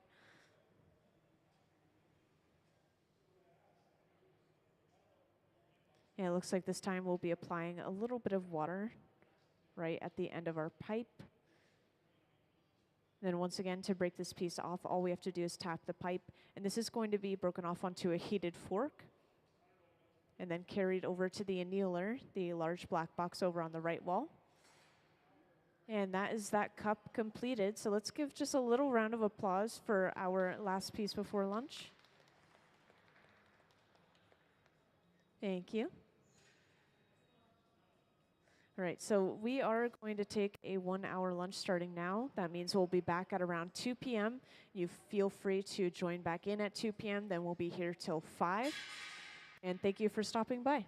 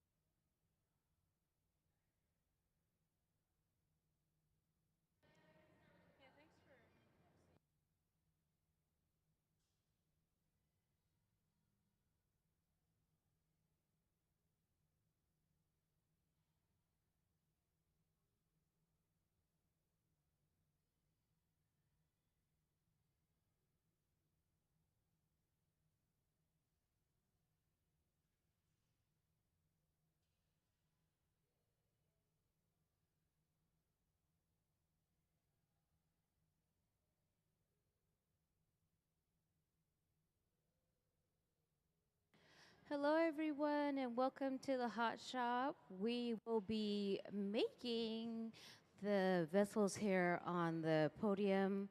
I'll let you guys know how everything works, and then we'll get into the process of what's actually happening on the Hot Shop floor um, in detail in just a second. My name is Emily. I will be your MC. And if you have any questions, feel free to shout my name out. Well, I'll give you guys a overview in just a minute. We'll let everybody else come in from the galleries that would like to watch also. So we'll give them a couple minutes.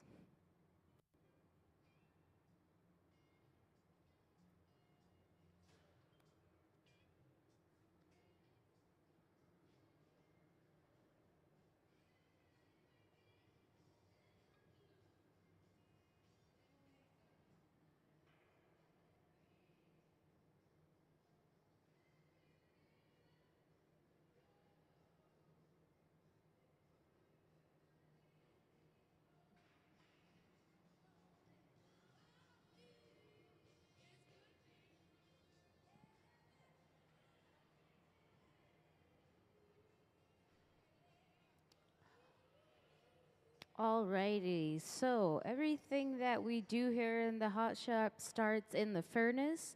The furnace are our large ceramic tanks here with the doors on them. The furnaces hold about 1,000 pounds of molten hot glass. They're powered by natural gas and forced air. They run 24 hours a day, 7 days a week, and they hold about 1,000 pounds of molten hot glass, and they rest at about 2,100 degrees. And so dipping into the furnace is similar to dipping into a jar of honey. So hot glass likes to stick to hot steel, so we'll get one of our hollow pipes nice and warm, dip it into the furnace and rotate it. That will then give us a gather. Once we blow into the end of that pipe as the air tries to escape, it'll create a bubble similar to the shape of a balloon at the end of the pipe. This small bubble is a catalyst for all things or many things that are hollow in glass. It can become a bowl, it can become a cup. Today, it'll become the vessels here on the podium.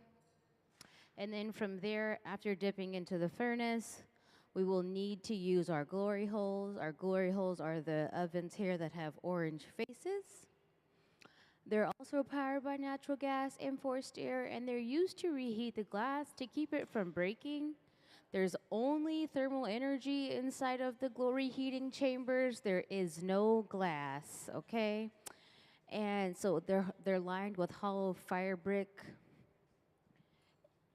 And then from there we can add colors in various ways, and I will explain how that process is done once we get to that step. And we'll add shape and design. The more that we gather over that initial bubble, the larger we can blow the piece out. So the more clear, the better. And right now we are making a goblet, I believe, and this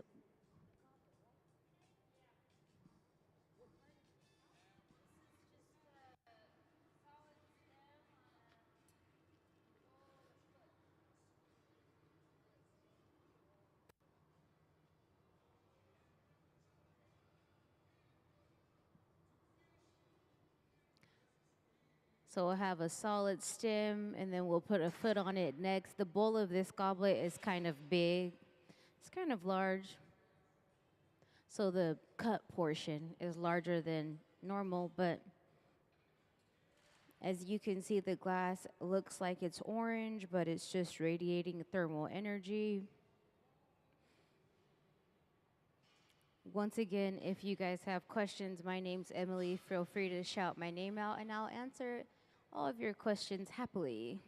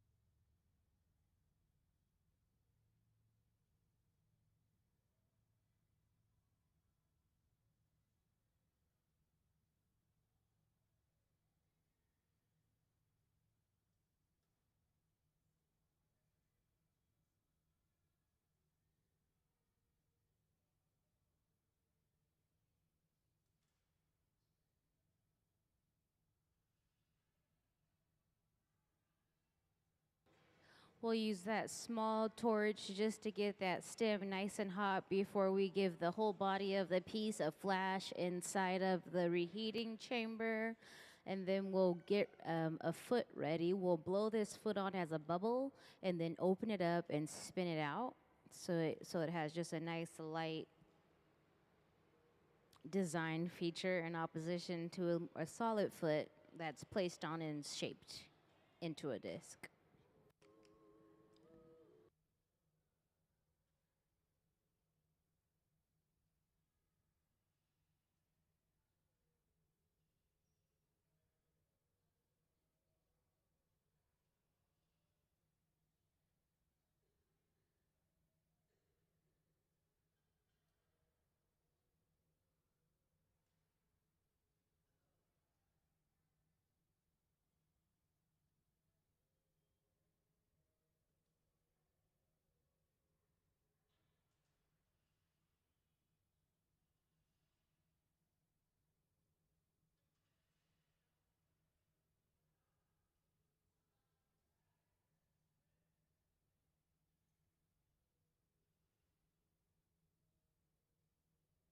So we'll add on the foot, give it a little puff of air.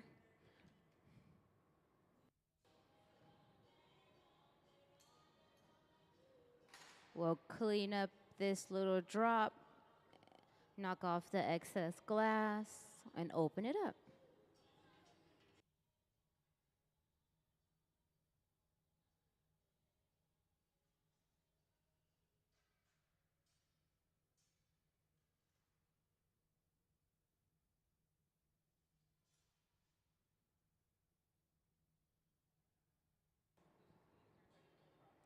So those jacks, the tool that's in her hand right now, are two large inverted blades, kind of like two large kitchen knives.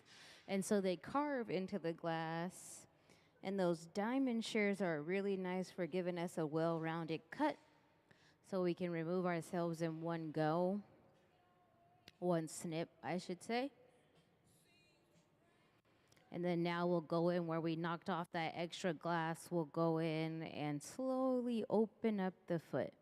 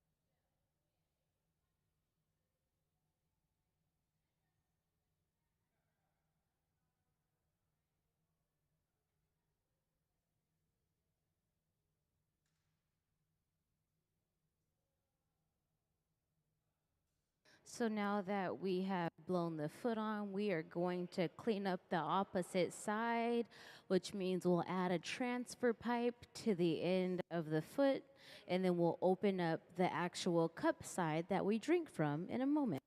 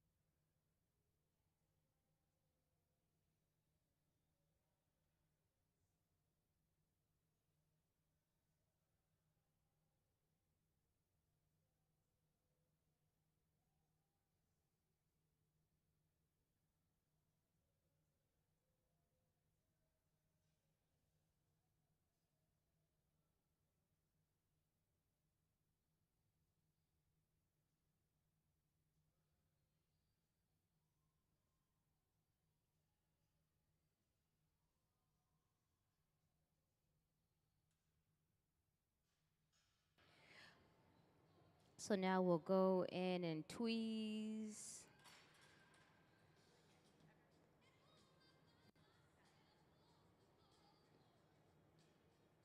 And then we'll shear it up and continue to melt the top, heat the top, and then edit the shape.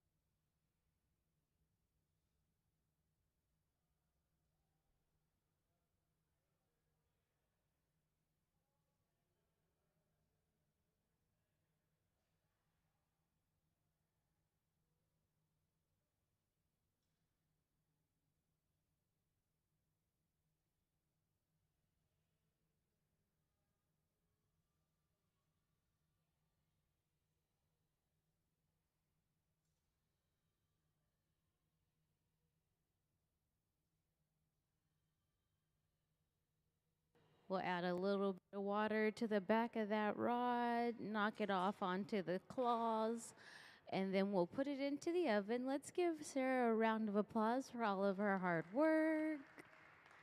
Woohoo! And then it'll stay in the oven where it'll cool down over an even period of time to come back down to room temperature. So now we'll get started with the next part of what we're making today. Currently, over on the left side of the hot shop, we'll start the color overlay process, which means that we'll blow out a clear bubble. We'll heat a color rod, and then we'll lay it over the bubble, and then the color will encase the clear bubble to create a solid color. And so it looks like we're using just one color, but really we're using a little bit of color and a whole lot of clear. And that is the color overlay process. So as we go in and out of the glory holes there, we have to use the glory holes to reheat the glass to bring it back up to temperature. The reheating chambers sit at about 2,300 degrees, and so they're super duper hot. So now Gabe will rest that pipe on his foot there so it doesn't move, and then we'll bring over the color overlay to lay over the clear bubble. Once it's hot enough, so we call it soupy. Once it's soupy enough,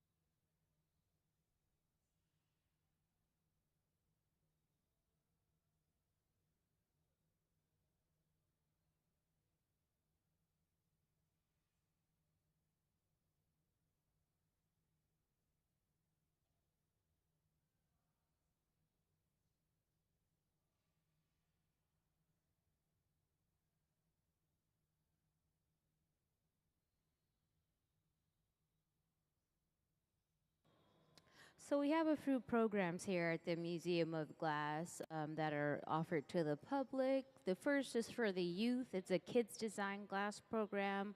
Any youth that are 12 and under can apply to design glass. They can submit a form and a drawing, an illustration, and if their illustration is chosen, then the hot shop will design their piece here in the hot shop, and they'll take one home, and then one will stay in our permanent collection. So always inspire the youth to apply. Museumofglass.org is where you can find the sheets. And then if you know any veterans that that are aligned with the VA or active military, I believe is possible also. We have a Hot Shop Heroes program, which is an art therapy course, which is 8 weeks of hands-on glass blowing and flame working. So if you know any vets or active militaries that are interested, you can refer them to the Hot Shop Heroes program. It's a complimentary program. They will also be accompanied by teachers throughout that 8-week program. And then if you're interested in doing some cold glass application, We have fusing, we have tack fusing and slumping workshops. You can always ask the visitor services to learn more about to sign up for a cold glass application workshop. And then if you wanted to do some hot glass making, you can look for our By the Furnace program, which means you'll be able to make something here on the hot shop floor with the assistance of a glass artist. Typically, it's a hilltop artist, youth that will come and make something with you. So if you guys are interested in participating, you're more than welcome to. So now we'll go back into the oven there to gather. The furnace there is about 2100 degrees. It's powered by natural gas and forced air. And we keep the furnace on 24 hours a day, 7 days a week. We'll go in with that block to cool down those outer layers that we just gathered. The block is made from cherry wood. It's a hollowed out piece of cherry wood that's been soaked in water.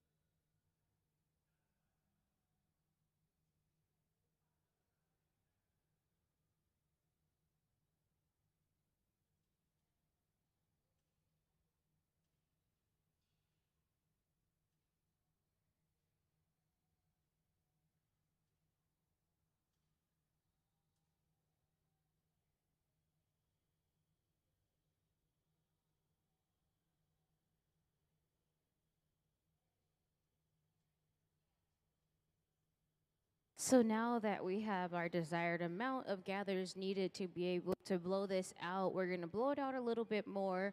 We'll stick it into the mold in a moment, which will give us those high and low points in there, the design. The beneath color is a transparent blue, I believe.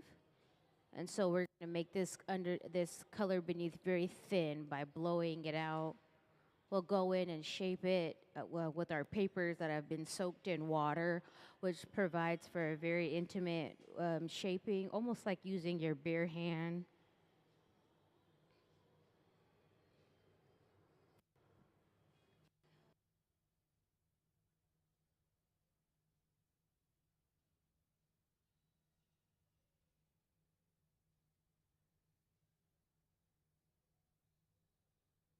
Into the mold, we'll go give it a little puff of air so it can expand. That mold will chill those outer layers, it'll freeze into the layers.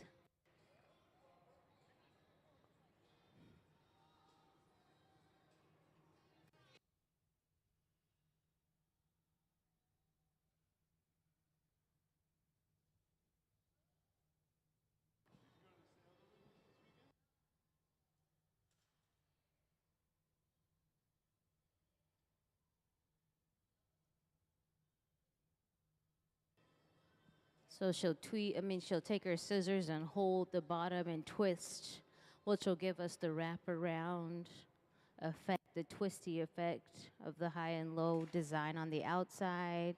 And then she'll go back in with those jacks. Those jacks are like two large inverted kitchen knives, so really big blades that carve into the glass.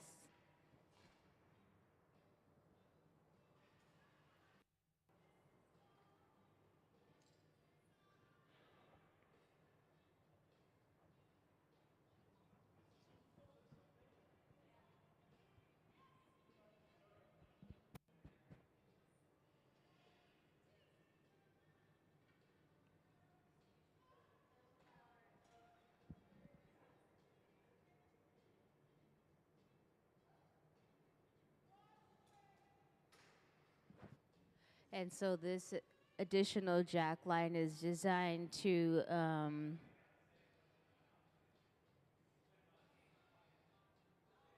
specifically reference the end of the pipe and the beginning of the piece. And so this is our jack line, so we're carving in a line of tension. And when we want to remove ourselves later to transfer ourselves off of this pipe, we're going to need this carved line of tension to be able to remove ourselves.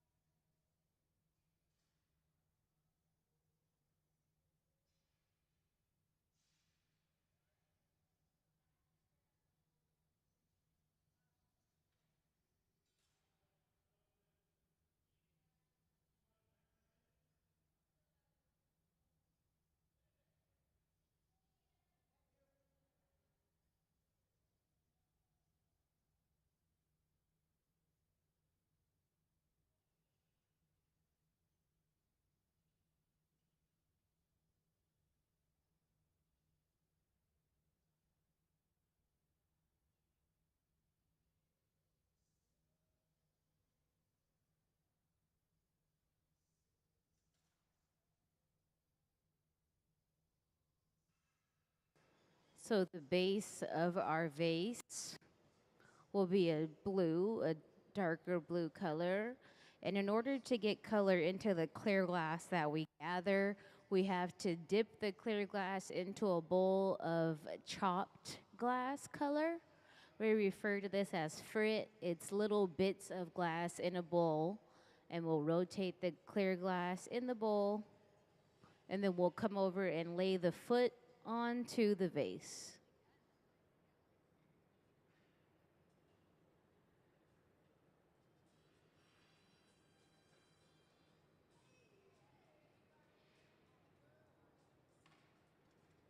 These are very different vases, a very different design.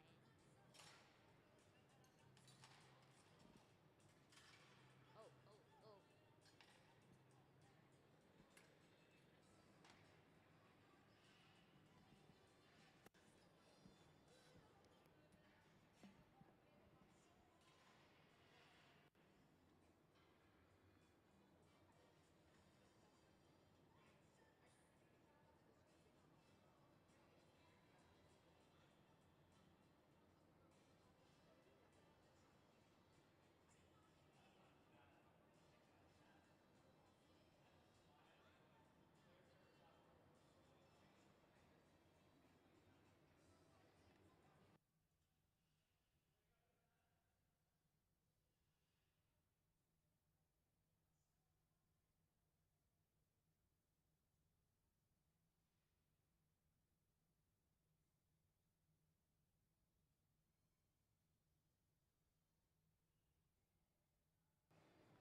So we'll come over and lay the foot on, and then we'll use the diamond shears to cut it, which the diamond shears are a 360 cutter, and so one snip will help us remove ourselves.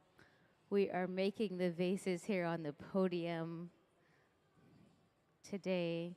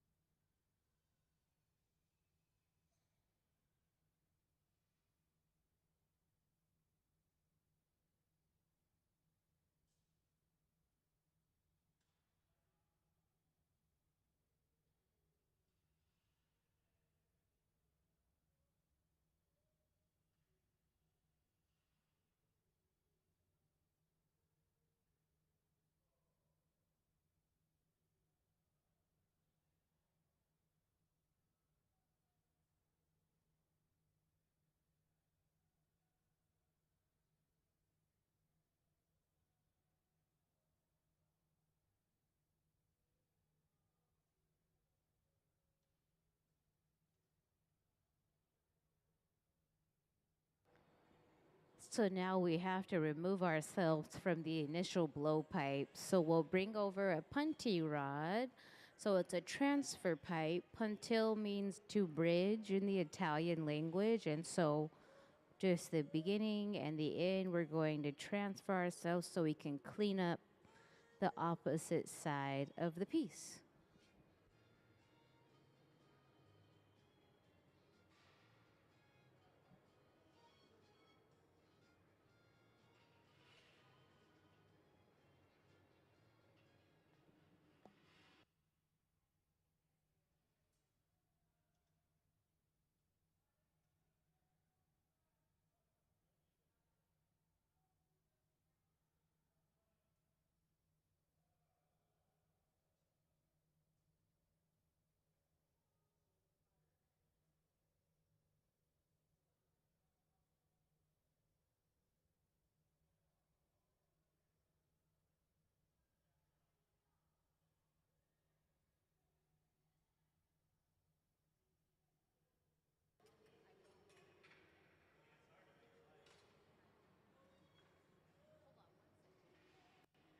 So we add a little bit of water to the back of that line of tension to remove ourselves from the initial blowpipe. And now we'll clean up the opposite side of the piece.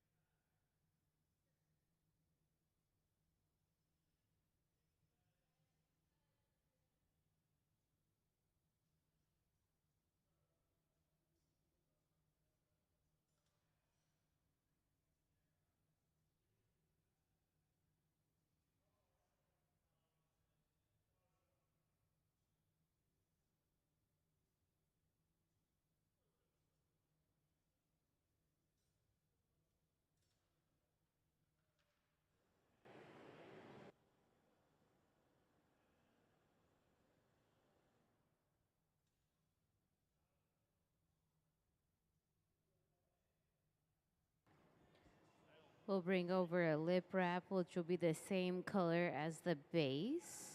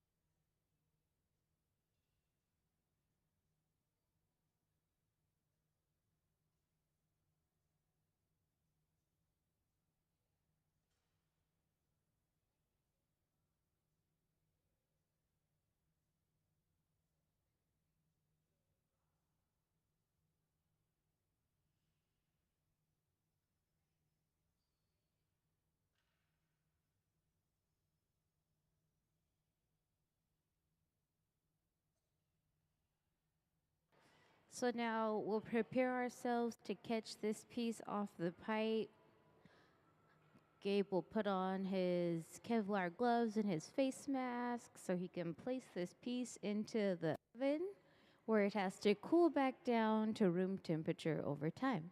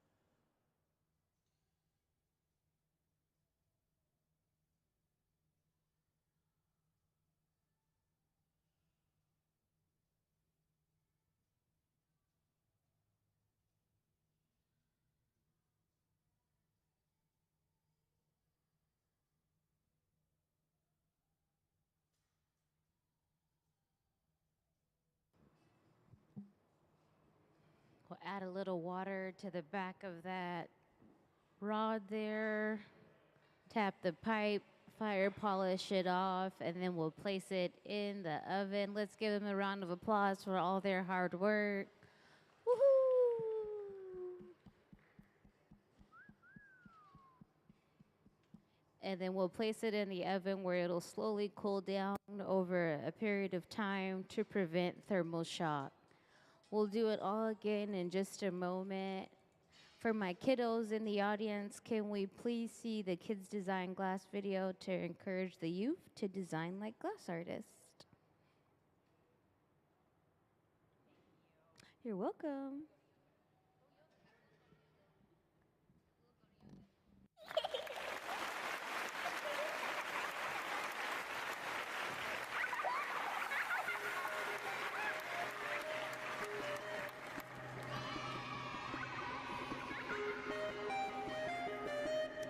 It's a baby monster. Pip is a baby monster that loves to smile and laugh. Even though he's little and cute, he gives a big cry. Also, Pip loves food, especially bananas. He will eat any speck of food in sight.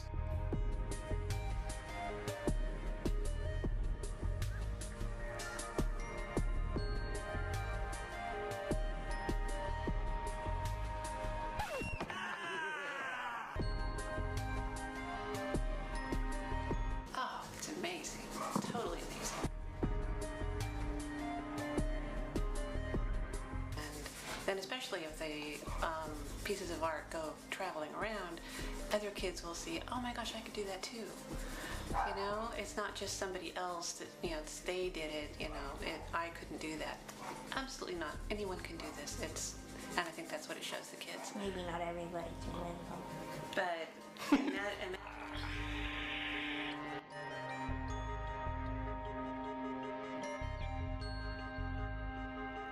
I think it's gonna stand up there with one of the coolest things that a museum has ever done. What is it? A cucumber all dressed up for a night on the town? That's pretty ridiculously funny.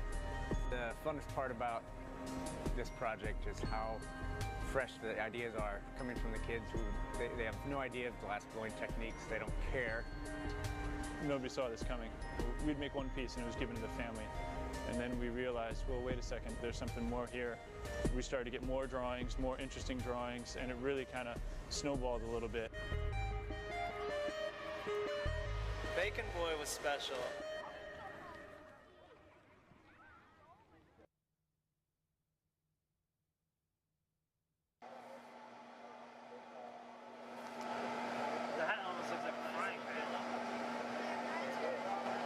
Maybe he's wearing Fred.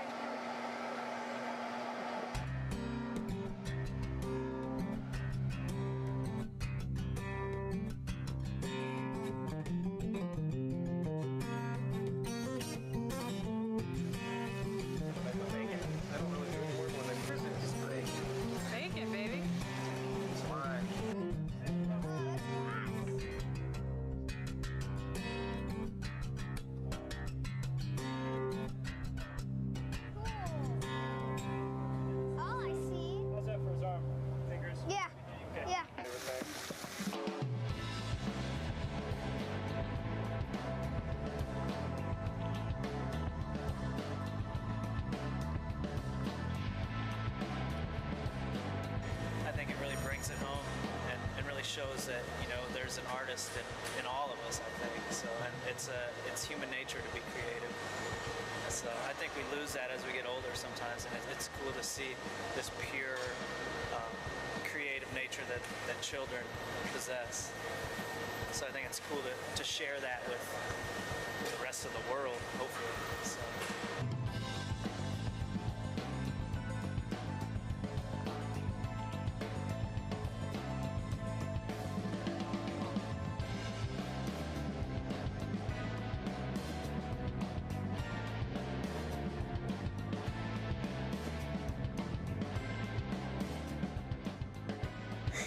Thank you for supporting Kids Design Glass.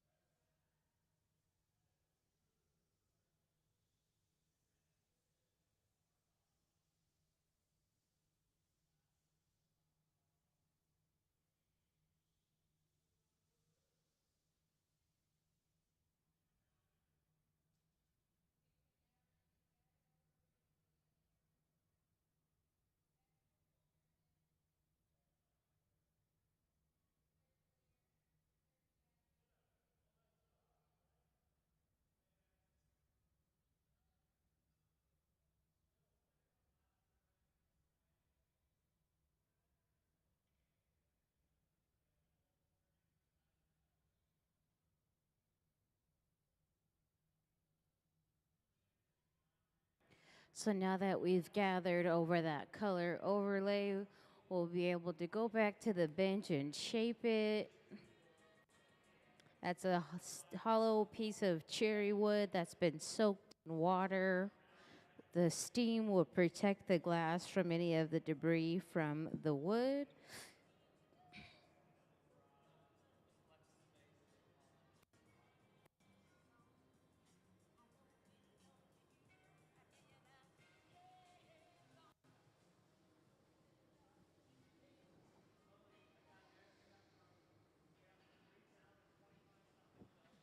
We'll go into the reheating chamber to heat the glass back up to be able to blow it out. The reheating chamber rests at about 2,300 degrees. It's powered by natural gas and forced air. We turn these reheating chambers off at night and we power them up in the morning, and it takes about 1 hour to get up to that 2,300 degree mark.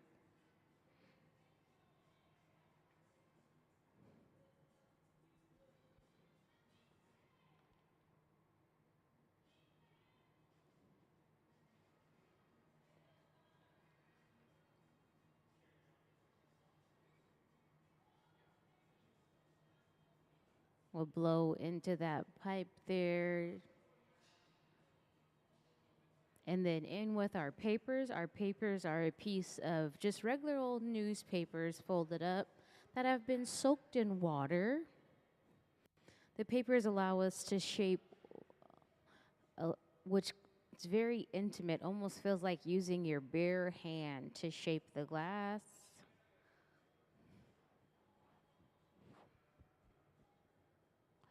And then we'll get it nice and hot again. In order to get the low and high point, we're making the vases here on the podium to my right in the hot shop, so that'll be your left. So the lit podium, we are making the vases on the podium.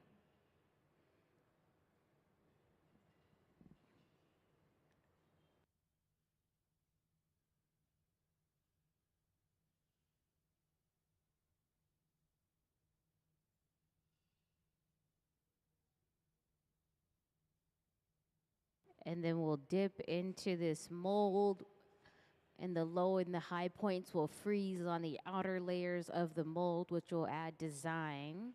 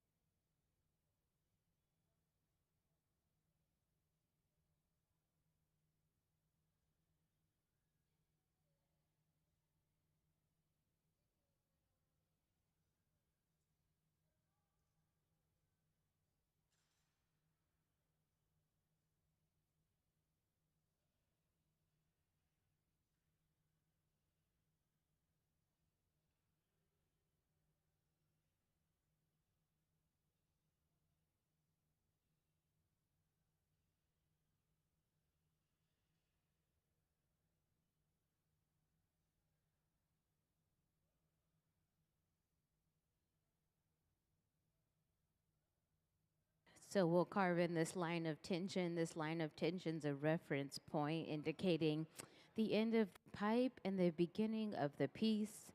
The tools that she's using are known as jacks, and so this is our jack line.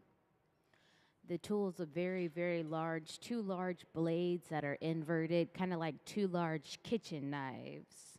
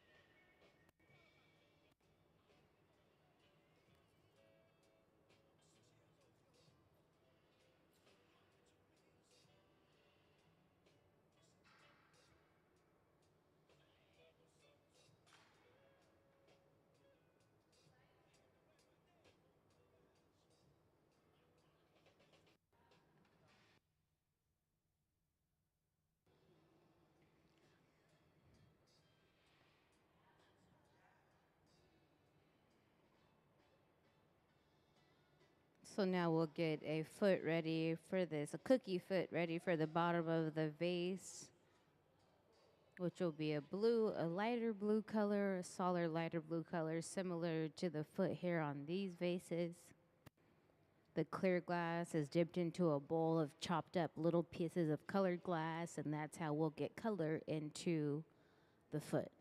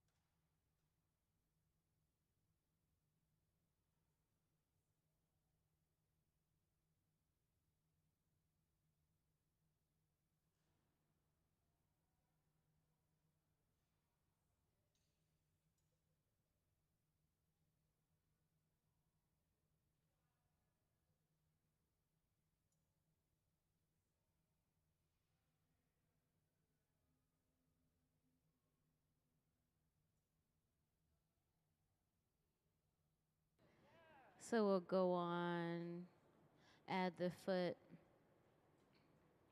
and then with our diamond shears, we'll remove ourselves. Our diamond shears give us a 360 cut, so we're able to snip ourselves away in one snip.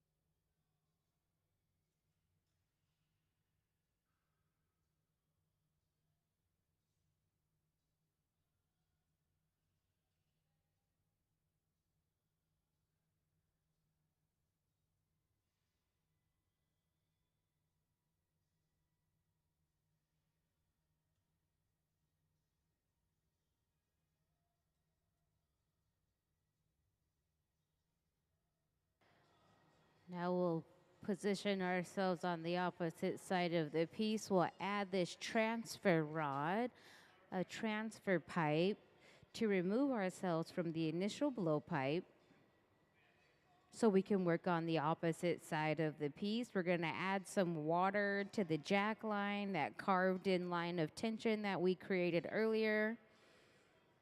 This is how we knock ourselves off. And what's really tricky about after you knock yourself off of that initial blowpipe is the gravity instantly pulls that piece down.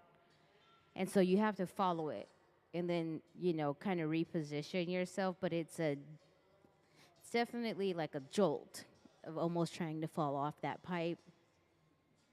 The things that you can't feel just by watching is what makes experienced glass artists look like experts. And so it's like the little things that you don't know they make look so seamlessly easy during the process.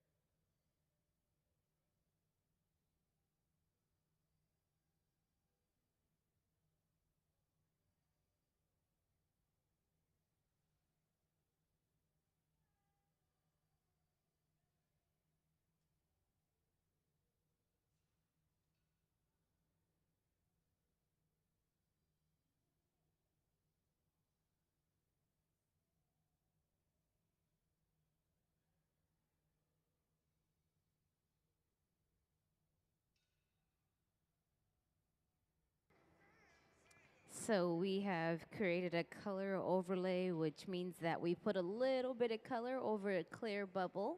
It'll be a transparent color after we blow it out.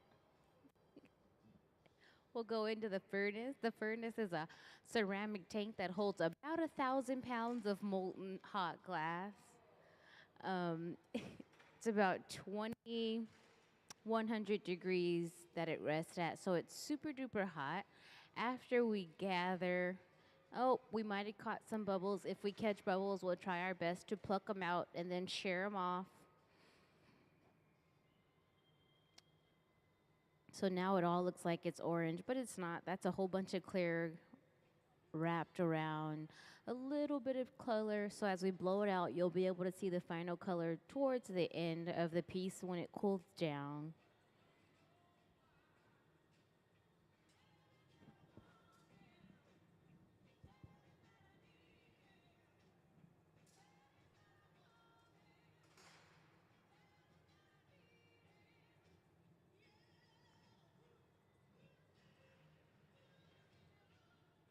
We have to keep this glass nice and hot to remain malleable so we can shape it. And so we'll go in and out of the glory hole.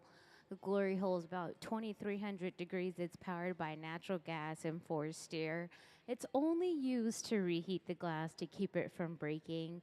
We do turn these ovens off at night, and then we light them up every morning. It takes about an hour to get back up to that 2,300 degrees, and there's a diagram above. You can see that it just has hollow fire brick inside. Thank you.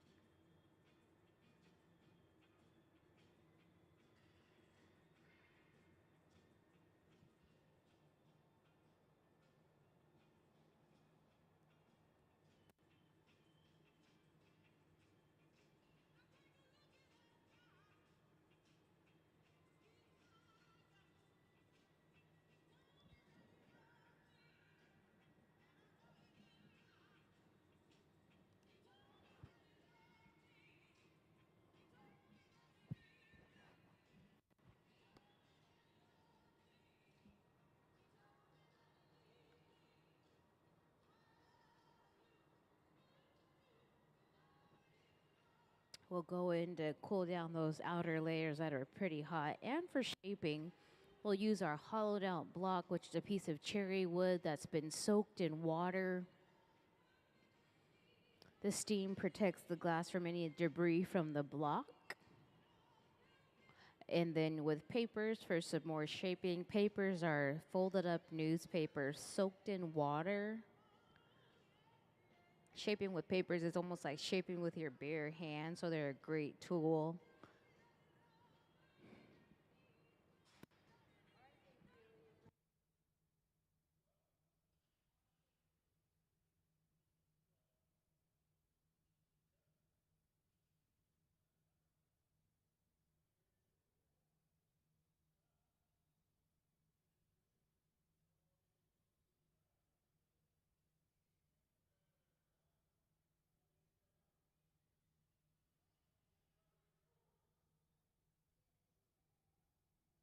We're gonna go into this mold here that'll create some low and high points to add to the design of the glass. So that's how we get the twist in the vases on the podium. We are making the vases on the podium, they're just a different color.